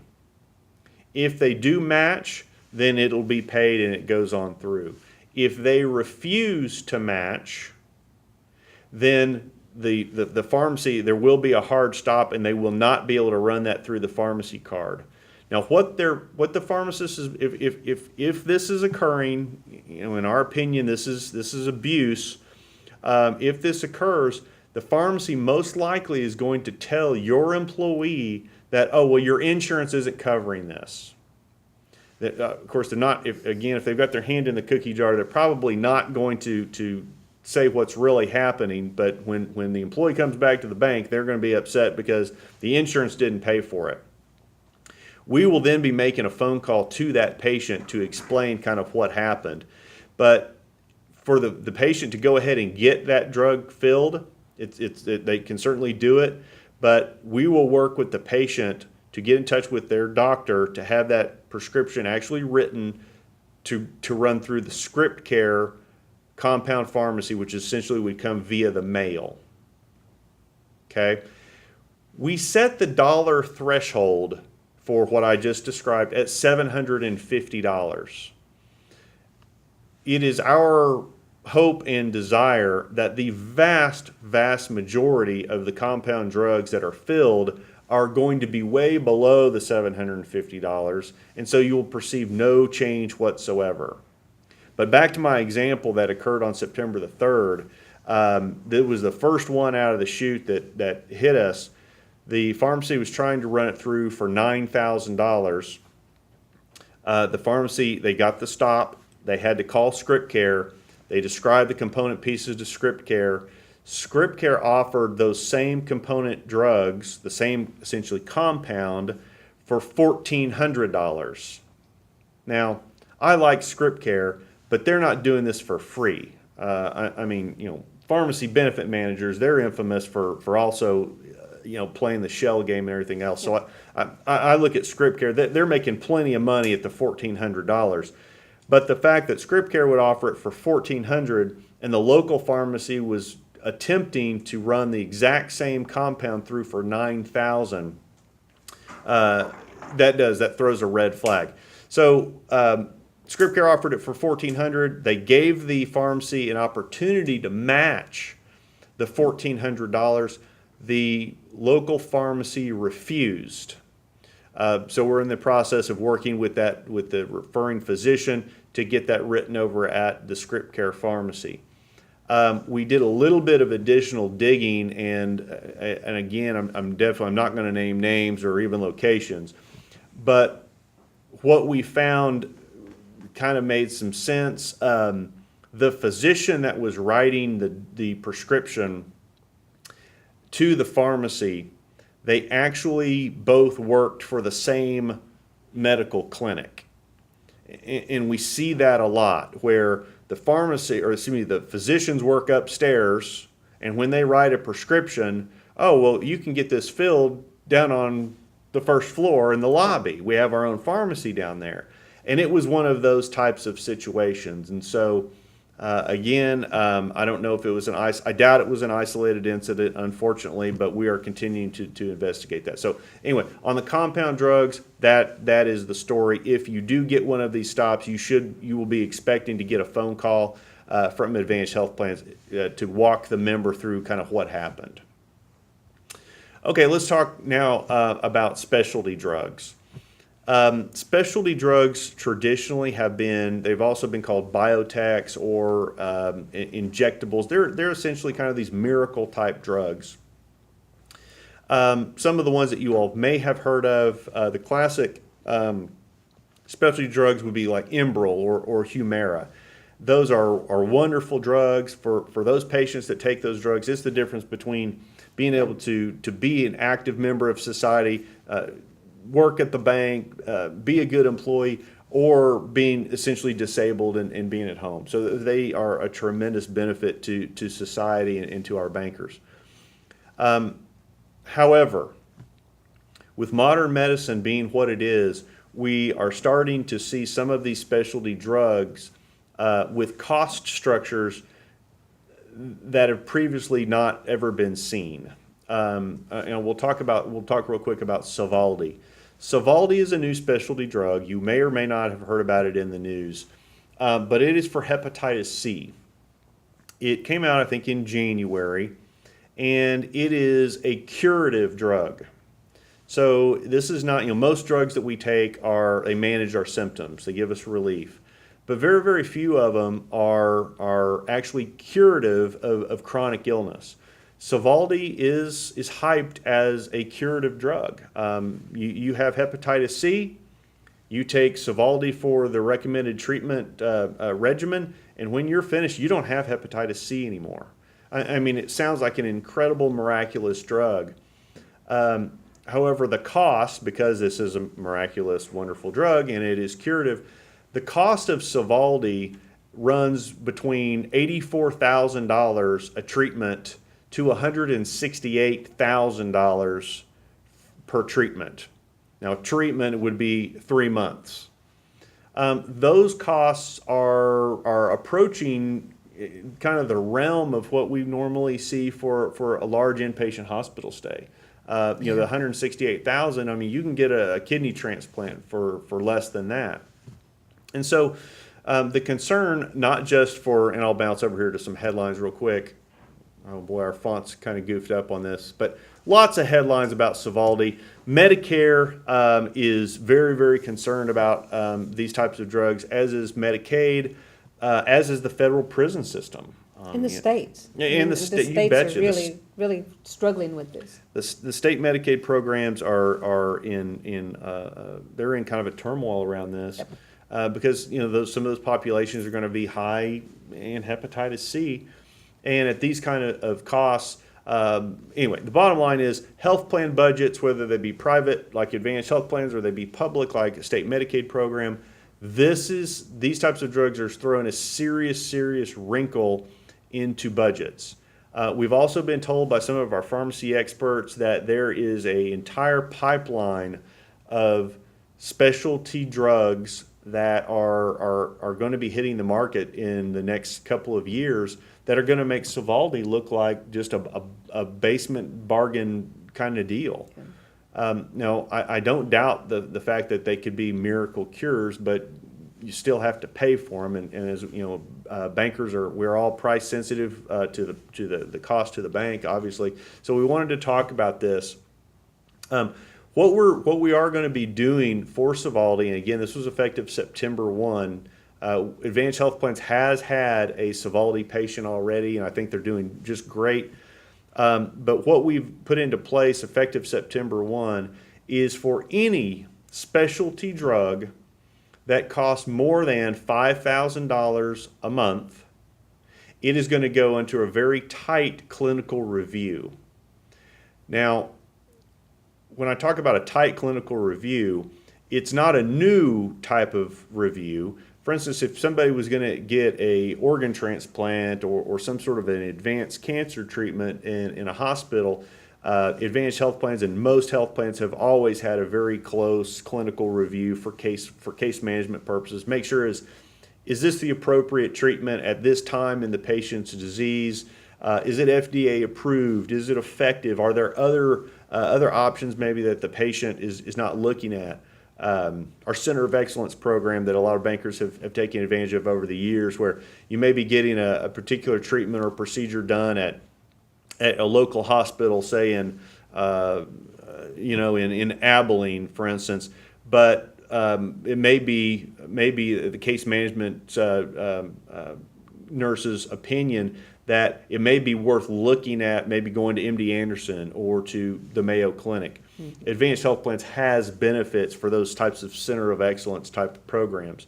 So what we're talking about on the specialty drugs, if the drug is over $5,000 a month, we're essentially going to start looking at those drugs the same way that we would look at any other type of a very high dollar expenditure, whether it be some sort of an advanced treatment for cancer or something else, or an organ transplant. And so again, I don't think any patients will view this as a reduction of coverage, but the Advanced Health Plans trustees, as does the administrator, we do feel like because of the cost of these drugs, there's going to be quite a bit more review that's going to go into place for these. So just want to make you all aware of that. Do you have anything you wanted to add on? No, the only thing I think people need to realize is this is a national, I would call it an epidemic. Congress has already scheduled a number of hearings on the Sovaldi because the cost is so high, and some of the other ones as well. And everybody's kind of looking at them, one, because even if you have a drug that is a cure, if you have a patient who is more likely than not to recur the same condition, get hepatitis C, which generally in our environment today is really rare. from not an accidental transmission anymore as much as it is drug usage more than anything. And you get someone that is a continued drug user, so you cure them and then they get it again. What do you do? Mm-hmm. And I think Congress is really they're worried about this. I mean, you cannot contain the cost of health care when you've got your trending in pharmacy going as high as it is trending, because nationally it just has never been like this before. And as Americans, I think we've become kind of a society of pill takers and drug users, not in a bad sense, but we take more medications than ever before. And the pharmaceutical companies are, I mean, you know, they're taking the advantage and marketing more. Yep. The more people demand, the more they market. And Maria makes a great point, and it's kind of difficult to have this kind of a conversation over a webcam, but in our Oklahoma user group meeting, we did talk quite a bit about this, just about kind of the societal issues that we're all starting to face when it comes, when it comes to some of the new miracle treatments that are out there. We all want them, obviously, but you know, do we have the resources to pay for them? And you know, the ACA is going to bring rationing. I would much rather have I would rather not have the government decide who gets what type of care. But there are things that I think all of us as a society are going to have to start at least thinking about. And they're not pleasant. They're not pleasant thoughts, but they are the harsh reality. And it's going to get even worse because of the aging baby boomer population. Without a doubt. I mean, everybody wants everybody to be able to have the drugs, have the treatment, but it comes down to a dollars and cents issues. Is how much care can we afford? So, with that, we'll move on.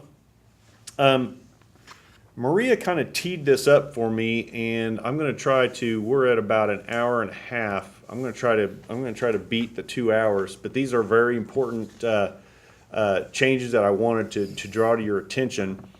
Maria had said that because of the out-of-pocket maximums, the federal out-of-pocket maximums coming into effect in 2015, they actually came into effect in 2014. Because of Advantage being a fiscal year plan, they actually were imposed on Advantage health plans. The 2014 requirements were imposed July the 1st. And it did lower the maximum allowable out-of-pocket limit for some of our plans were within the federal limit, and some of the plans were outside of the federal limit.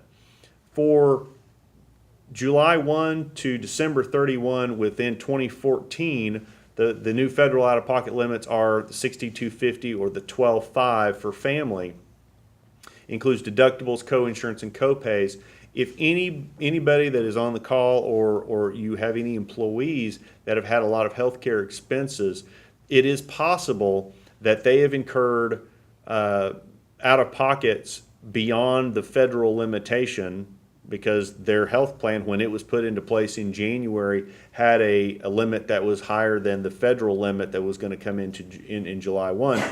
So how Advantage Health Plans is going to structure or is going to how we're going to comply with that for the remaining 6 months of 2014 is at the end of the year, if somebody has gone in excess of the federal limits, then Advantage Health Plans is going to be cutting them back essentially a refund check for the difference between their actual out-of-pocket and the federal limit. So, and just so people realize, we're not talking about a large percentage of the covered individuals. It really is a very small number of individuals, and it is going to be those that have more of the catastrophic healthcare benefits required during the time period. It's the majority of people are well within the limits and will not be impacted at all. It's just going to be a handful, but we wanted to touch on that on how I'm sure our bankers would appreciate the fact that we didn't go and change all the plan designs effective July 1. We have enough things to think about. You might talk just a little bit about the plan out-of-pocket and the federal out-of-pocket differential. Yeah, Okay. we actually have a slide on that. Good. We'll get to that. In 2015, however, these federal out-of-pocket limits, they do adjust annually. For 2015, effective January 1 for Advantage Health Plans, the federal out-of-pocket limits are going to be the $6,600 or the $13,200 for anybody that has family or more than single. However, for 2015, deductibles, co-insurance, co-pays, and RX co-pays are all going to aggregate towards that out-of-pocket limit. Now that's a change. That's a pretty big change for a lot of benefit plans. For instance, office visit copays and pharmacy copays. If you all will think about that, office visit copays and pharmacy copays were never subject to your deductible. And because they weren't subject to your deductible, they didn't help you meet your deductible. Right. And if you ever met your out-of-pocket maximum, where the plan starts paying 100% in a catastrophic type of situation, you were still paying your copays, whether they be office visit or pharma. In 2015, the feds are that's going to go away. When you meet the new federal out-of-pocket maximum, then literally the plan is paying 100% of everything, including pharmacy, including office visits. Now, the employees will perceive that as a benefit, a large benefit. However, with most things that are imposed by the government, there is a cost, and of course we're not hearing about the cost, but that is going to put additional pressure on insurance plans, whether it's a Blue Cross plan or if it's an Advantage Health Plans plan. That is additional dollars out of the health plan, which is going to put pressure on the rates. Just is. All Advantage Health Plans designs are going to be modified. Some of them very slightly, some of them fairly significant changes, which we're going to talk about in a minute. We are also going to be adding a new concept plan, which we're gonna have a slide all of its own. But we're gonna also, and this is kind of an experiment. It is. It's a new plan design, not just new for us, but new for the industry, and it's going to be called the minimum value plan. Some folks around our office have started calling about the MVP, the most valuable plan. It's definitely not. It's the opposite of the most valuable plan. It's the worst plan. It's the minimum value plan. But watch calling it an MVP. Okay, with all that, I'm going to go ahead and start going through the details. Now, the way that the slides are organized, so you all can follow along, is we're going to first talk about the select plans. Most of our Texas banks do not offer select plans exclusively. If they do offer select plans, usually in conjunction with another lower cost plan with a higher deductible. But these are the select plans. Select 1000, as you can see there on the screen, it is no longer being offered. Let me explain. There's going to be several of the plans that are no longer offered, and I'll tell you the why here. When you build different benefit plans, as you see, we have a $300 deductible, a $500, a $750, a $1,000, and a $1,500. When you start getting to that $1,000 and $1,500 plan, the out-of-pocket feature on those plans is really the biggest, whether it be the deductible or the coinsurance, that's really the biggest differentiator between the two different plan designs. And when the feds are going to come in and say, well, these plans, neither one of them can have a limit over the new federal out-of-pocket limits, you get what's a narrowing or a compaction of the plans where now Select 1500 and Select 1000, they look very similar actuarially. In fact, they look so similar that actuarially there's essentially no difference in the premium for those two plans. So they almost look like duplicate plans. So being that they're essentially duplicates now after the federal changes, the trustees decided we're just going to go ahead and remove the Select 1000. So now we still are able to maintain some price differential between the Select 750 and the 1500. Now, I'll draw to your attention that far right column, it says percent of minimum value. In Maria's session, she was talking about minimum value for the minimum for the tack hammer penalty. You had to at least offer minimum coverage, minimum value coverage. That minimum level was 60%, and the feds have approximated that 60% minimum value is approximately what the minimum value is for a bronze level plan that would be offered on the exchanges. Okay, that's that bottom of the barrel plan on the exchange is a 60% value plan. Right. As you can see over here on the percent of minimum value, Select 300, it does not reach minimum value at the 60% level. It's at the 92% level, as is Select 500 and 750 at the 90 and the Select 1500 at the 84.6. All the slides that we're going to have that minimum value over there. So if you ever have a job candidate that is wanting to evaluate the bank's benefits for coming on the plan, if you want a very quick and dirty way of explaining the benefits, and maybe they're going to be aware of this, maybe they won't be. I think in the future people are going to be more aware of these minimum value percentages as an overall gauge of the richness of a benefit plan. You can impress your boss, you can impress that candidate when you're able to rattle off the actual minimum value percentage for the particular plans that the bank offers. So we've got them listed here. We've benchmarked all of the plans. Okay, the changes for these plans. On Select 500, 300, and 750, the total aggregate out-of-pocket max is going to be the $6,600 for the individual and the $13,200 for the family. Now, with this, I know we don't have very many Texas bankers that offer this, but this is one of those plans that the plan's out-of-pocket maximum, as you can see there, the individual out-of-pocket maximum on the Select 300 is $2,500. The federal max is $6,600. So it's very possible and probable that if an employee has a lot of claims in a year, they could reach the plans, and please follow me on this, they could reach the plan's out-of-pocket maximum.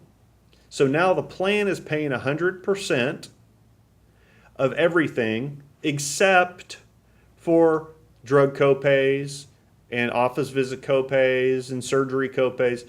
That employee may still, even though they've met their plan's out-of-pocket max, the plan's paying 100% like in the old days, but they're still paying their office visit copays and their drug copays and everything else. Now, I just told you about 10 minutes ago that when they met their federal out-of-pocket max, they wouldn't have to pay drug copays.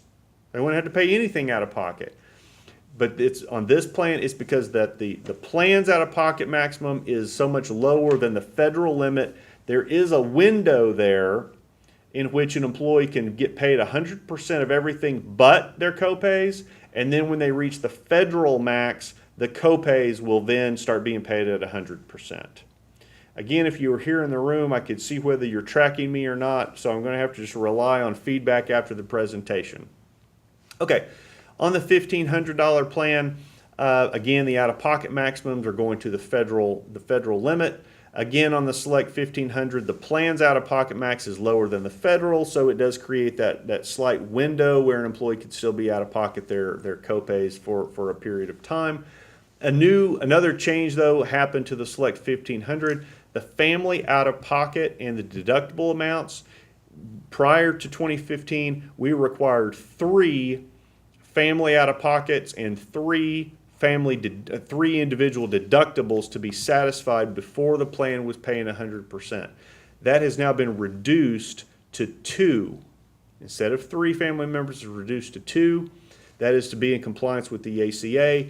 Your employees will view that as a benefit increase, a benefit enhancement. It is good for your employees, but as Maria keeps reminding us, things that are good for the employees, they do have a cost attached to them. We don't have a choice, though. And Jay, just for purposes of clarification, it's important that people understand that these limitations that you're talking about are in-network services only. Anything that is out of network does not go into these counters at all. They're totally independent. That's this is in-network a great point. only. Yep, thank you so much for reminding me of that.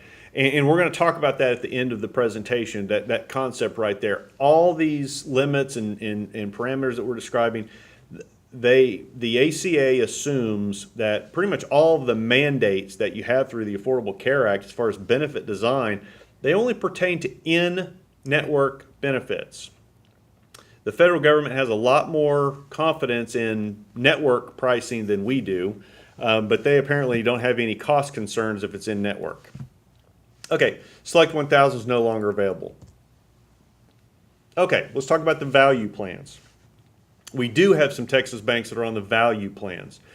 Notice the percent of minimum value over in the far right. You can see even the value 2000 is still at 80% of the minimum value Again, the bronze level plan on the exchange is at the 60%, value 2000 is 80, value 1500 81, and then almost 84% for the value 750.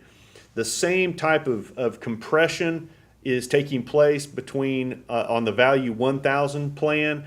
There just was not enough. Once you start compressing and limiting the out-of-pocket maximums, actuarially, value 1000 started looking an awful lot from a costing standpoint, looking an awful lot like value 750 and 1500, and so the decision was made to eliminate it. We don't want to have redundant plans out there.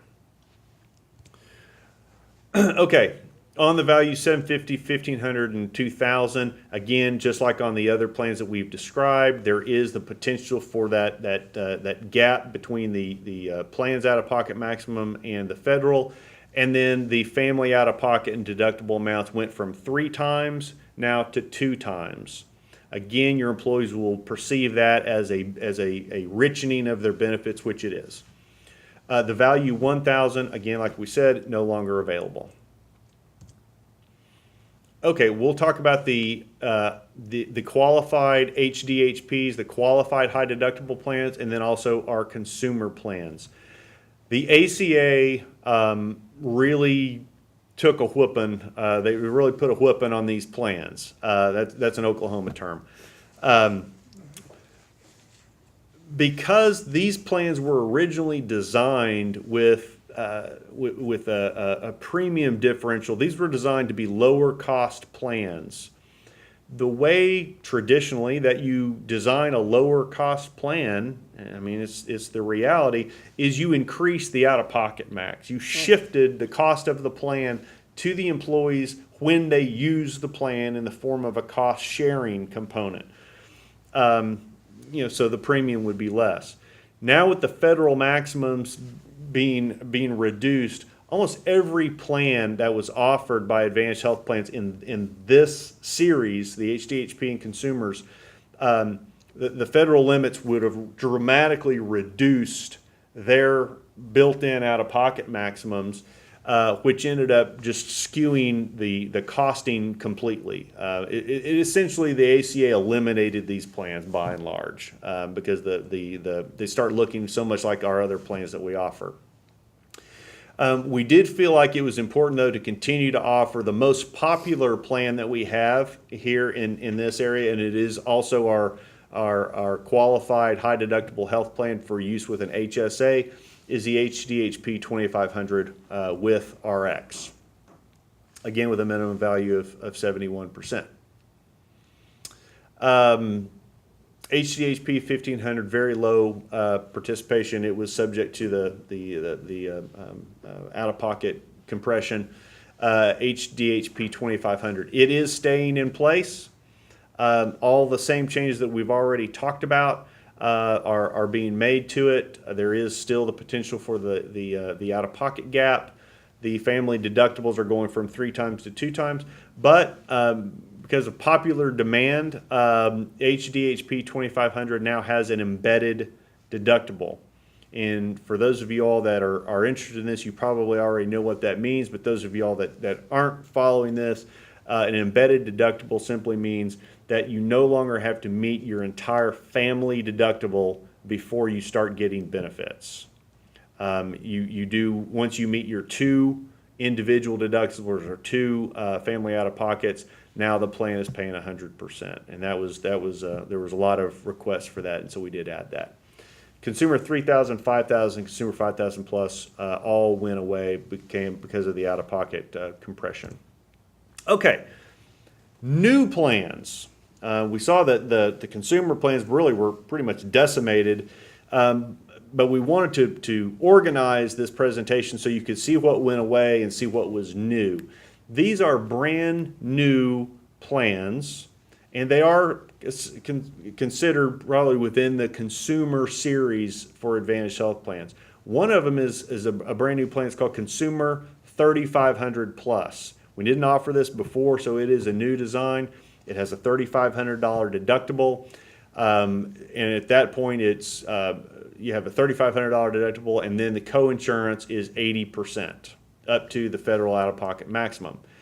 even with that $3,500 deductible, it still meets the minimum value number at the 80%. So it is still a rich plan, at least as defined by the federal government. Okay, the last item on this is our experiment. This is our minimum value plan. If you can come up with a catchier name, we're all ears. We've had all kind. We have skinny plans. We have skinny chubby plans. We have chubby skinny plans. We have MECs. We now have a minimum value plan. But this minimum value plan again is a grand experiment.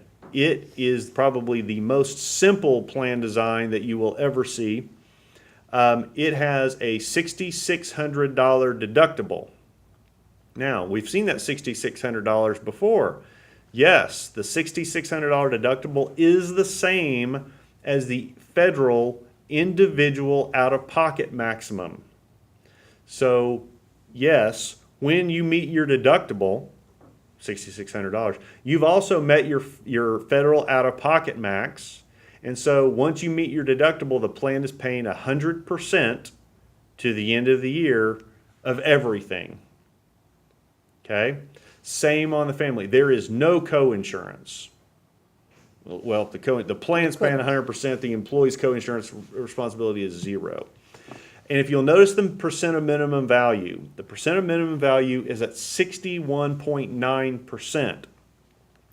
We tried to come up with a design that would just meet the federal minimum value requirement to get the employer out of the tack hammer penalty.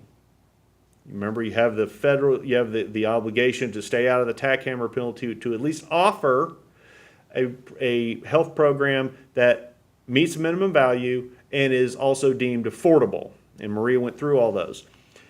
However, if you were offering a plan that met minimum value at 85% or 90% of minimum value, and you obviously you were very compliant, you were far in excess of the minimum threshold, but since you also had to make it affordable, making a plan that's 90% meets 90% of the minimum value to make that affordable, where it can cost no more than 9.5% of the employee's taxable income for single coverage, that's an expense to the bank. And so what we said is we felt like most banks would probably want to, if they could, lower the compliance cost, the compliance threshold cost, by offering a plan that doesn't meet minimum value at 90% or at 80%, but one that just meets it. That way, for those of you all that offer multiple plans within your bank, you may want to consider offering the minimum value plan as an additional plan that you offer, but then that is the plan that you would attest that you are making it affordable for your employees. That's the plan that you offer to everybody, and it meets the minimum value requirement, but also the affordability requirement is going to be much more affordable because it's a less costly plan. It'll be the least costly plan that Advantage Health Plans offers by far. Now, it still has the ACA mandated 100% preventative benefits, because they have to have that to be minimum essential coverage. But it also has premier providers. It also has one call and lab card. So some of our 100% benefits are still within that plan design, but there is if you don't utilize one of our 100% benefits, there is a significant deductible that has to be met. Again, that design was put into place to help an employer meet that minimum value threshold and that affordability threshold at the least cost possible. But we also envision that there may be some banks that want to run that plan in conjunction with a HRA, in conjunction with a health reimbursement account.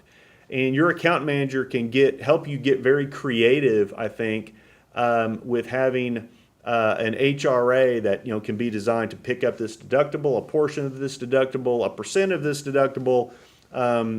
You can see there's a lot of options out there that you could use this plan in conjunction with an HRA. So again, a grand experiment. We hope that it's very useful to you all. Reed, do you want to add anything on? No, the only That- thing I want to just mention is when you're looking at your overall design choices and ensuring that you're a compliant employer, if you offer this minimum value plan, which is very difficult in terms of meeting a deductible if the individual really does have to come up with the 6,600, that does meet the requirement that it be minimum value. You can certainly price it to be affordable. And then if you offered something like, what's up here, a consumer 3,500 plus, and the actual cost that you're charging for single coverage is really 12% of their taxable compensation, it doesn't matter that they choose the one with the 12% because you offered That's right. the one that was an affordable plan.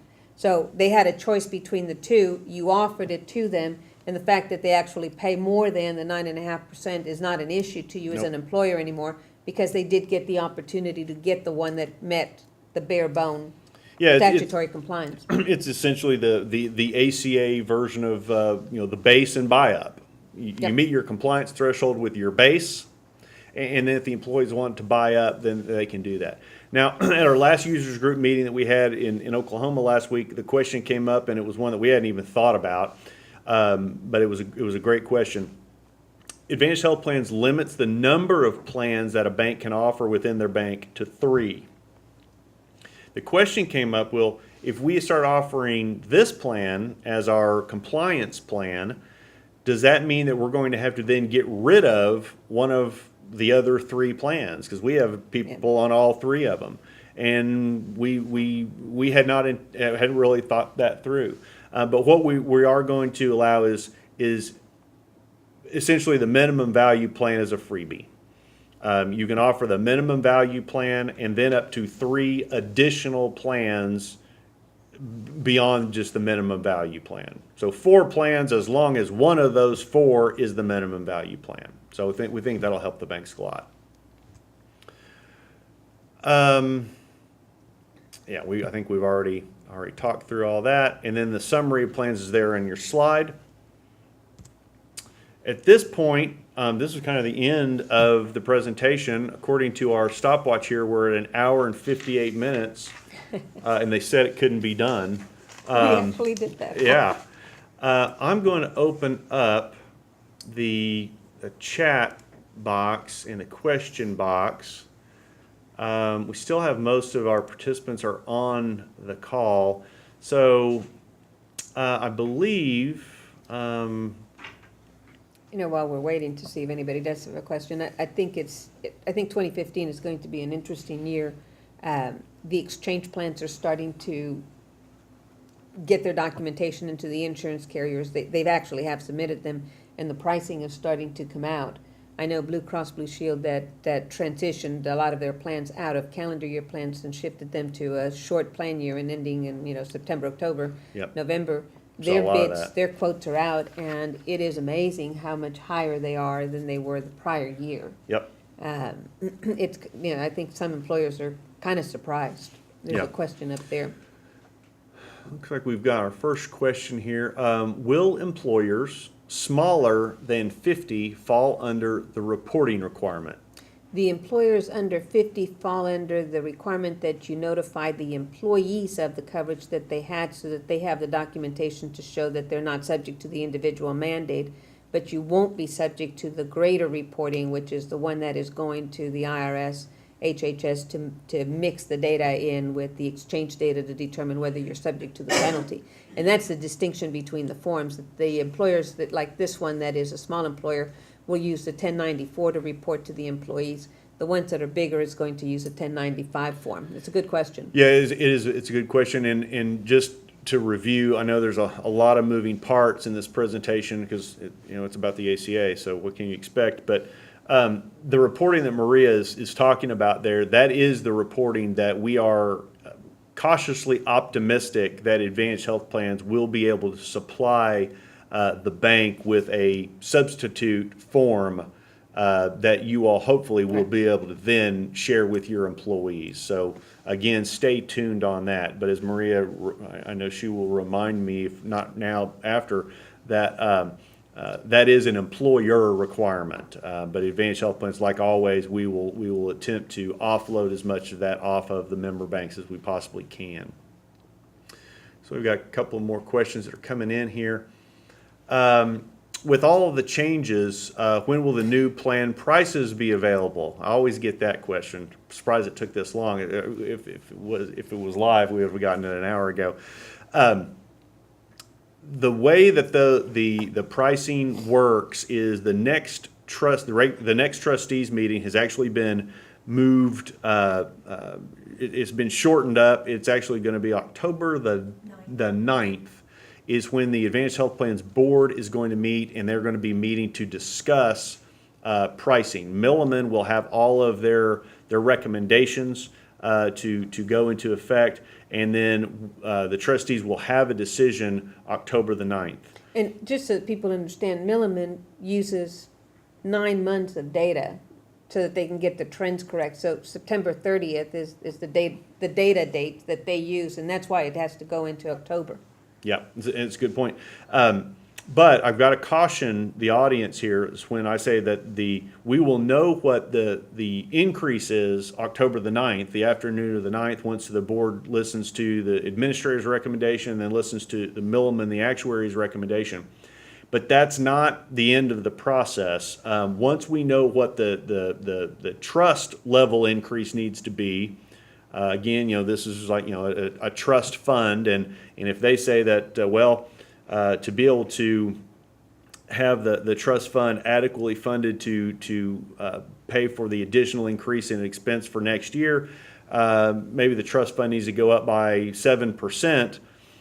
We know that, but as far as what the costing is going to look like at your bank, the other huge component of that is essentially the risk categories. We're going to have to then start. The Kempton Group starts working with Milliman to provide them with the data, 9 months of data, to determine, does your bank, in a risk category standpoint, is it going to stay in the same place that it was before? Is your bank becoming more risky? Is your bank becoming less risky? And the trust level increase in conjunction with where your bank's going to be in a risk category, that determines the actual percent of increase that your bank feels. And we are in hopes of having that done probably by, probably the third week in October, we're hoping. We'll be standing on the gas and get that done as quickly as possible. We know we do have open enrollment that starts October 15th, so we're going to shoot for having that information to you as close to the 15th as possible. Okay, next question. We are presented with requirements for employers with more than 50 employees. We have considerably less than 50. Can we get a summary of just our requirements? If you're an employer that has less than the 50 or full-time and full-time equivalents, then the only reporting obligation that it will apply to you is ensuring that the employee gets that little, what I call creditable coverage-like documentation, which will be distributed in January of 2016 to indicate to them whether or not they had coverage for the year or what portion of the year. And that's solely to assist the employee meeting their obligation to determine whether they're subject to the individual taxpayer mandate, which is the 1040 reporting that they will have. That's the only requirement that fits you. You're not subject to the pay or play 4980H penalty. It's just that one reporting to the employee so that they have the documentation for their individual tax returns. And I think what we can do is, and of course, we'll have lots and lots of disclaimers on this because obviously there's a lot of ACA requirement that we're not even addressing here. But as far as pay or play, I think we could build a very quick and dirty memo for those employers that are under 50, talking about the pay or play requirement that The fits reporting them. requirement? Mm-hmm. Yeah. The reporting That's probably a good requirement idea. that's under 50 and then over 50. Of course, then we're going to rely on the individual banks to determine whether you're over 50 or under. We'll be sending it out to everybody because enrollment can change. But I think that's a great question, and I think you've given us an idea, and we will send out just a very brief little memo that explains those requirements. Okay, looks like last question that we've got here is, can a spouse of an employee take the MVP plan? I don't think we've ever, my gut answer is gonna be no, unless the employee also takes the MVP plan. Because generally, the plan that the employee chooses is the same as whatever the dependents are going to have. So you can't Yeah. have a spouse choose one plan and the employee choose another. Yeah. So as long as the employee chose that, their dependent and their spouses could be on the same plan. Right. Yeah. We've never obviously we've never allowed one family member to take one plan and another family member take another plan.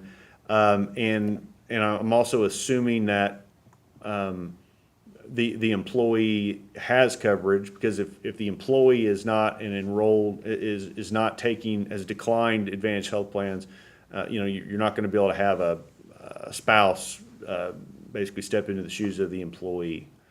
So I hope that answered the question. Now, I think that is all of the questions. We may give it another 15 seconds or so and see. It's 11:07. We're about 7 minutes after. I may also just kick in that we hope that all the attendees are going to be able to make the IBAT annual convention this year in Fort Worth. We're really looking forward to that. Also, Maria is going to be having a breakout session. It's I think it's called Coffee and Conversation with Maria, and I think the subtitle of it, which I love your subtitle, is Surviving and Thriving in Spite of Obamacare. And so I think it'll be a very good presentation. Maria does a wonderful job, but being able to see Maria kind of up close and be able to ask your individual questions, it may be, as long as they're not anything private that you wouldn't want to be talked about in a group, it might be a great kind of a forum to ask some of those questions. Now, we don't have any other questions, so with that being said, I think we're going to sign off. We appreciate y'all's confidence and your support of Advantage Health Plans, and hope you guys have a great rest of your week and a great rest of your day. Thank you.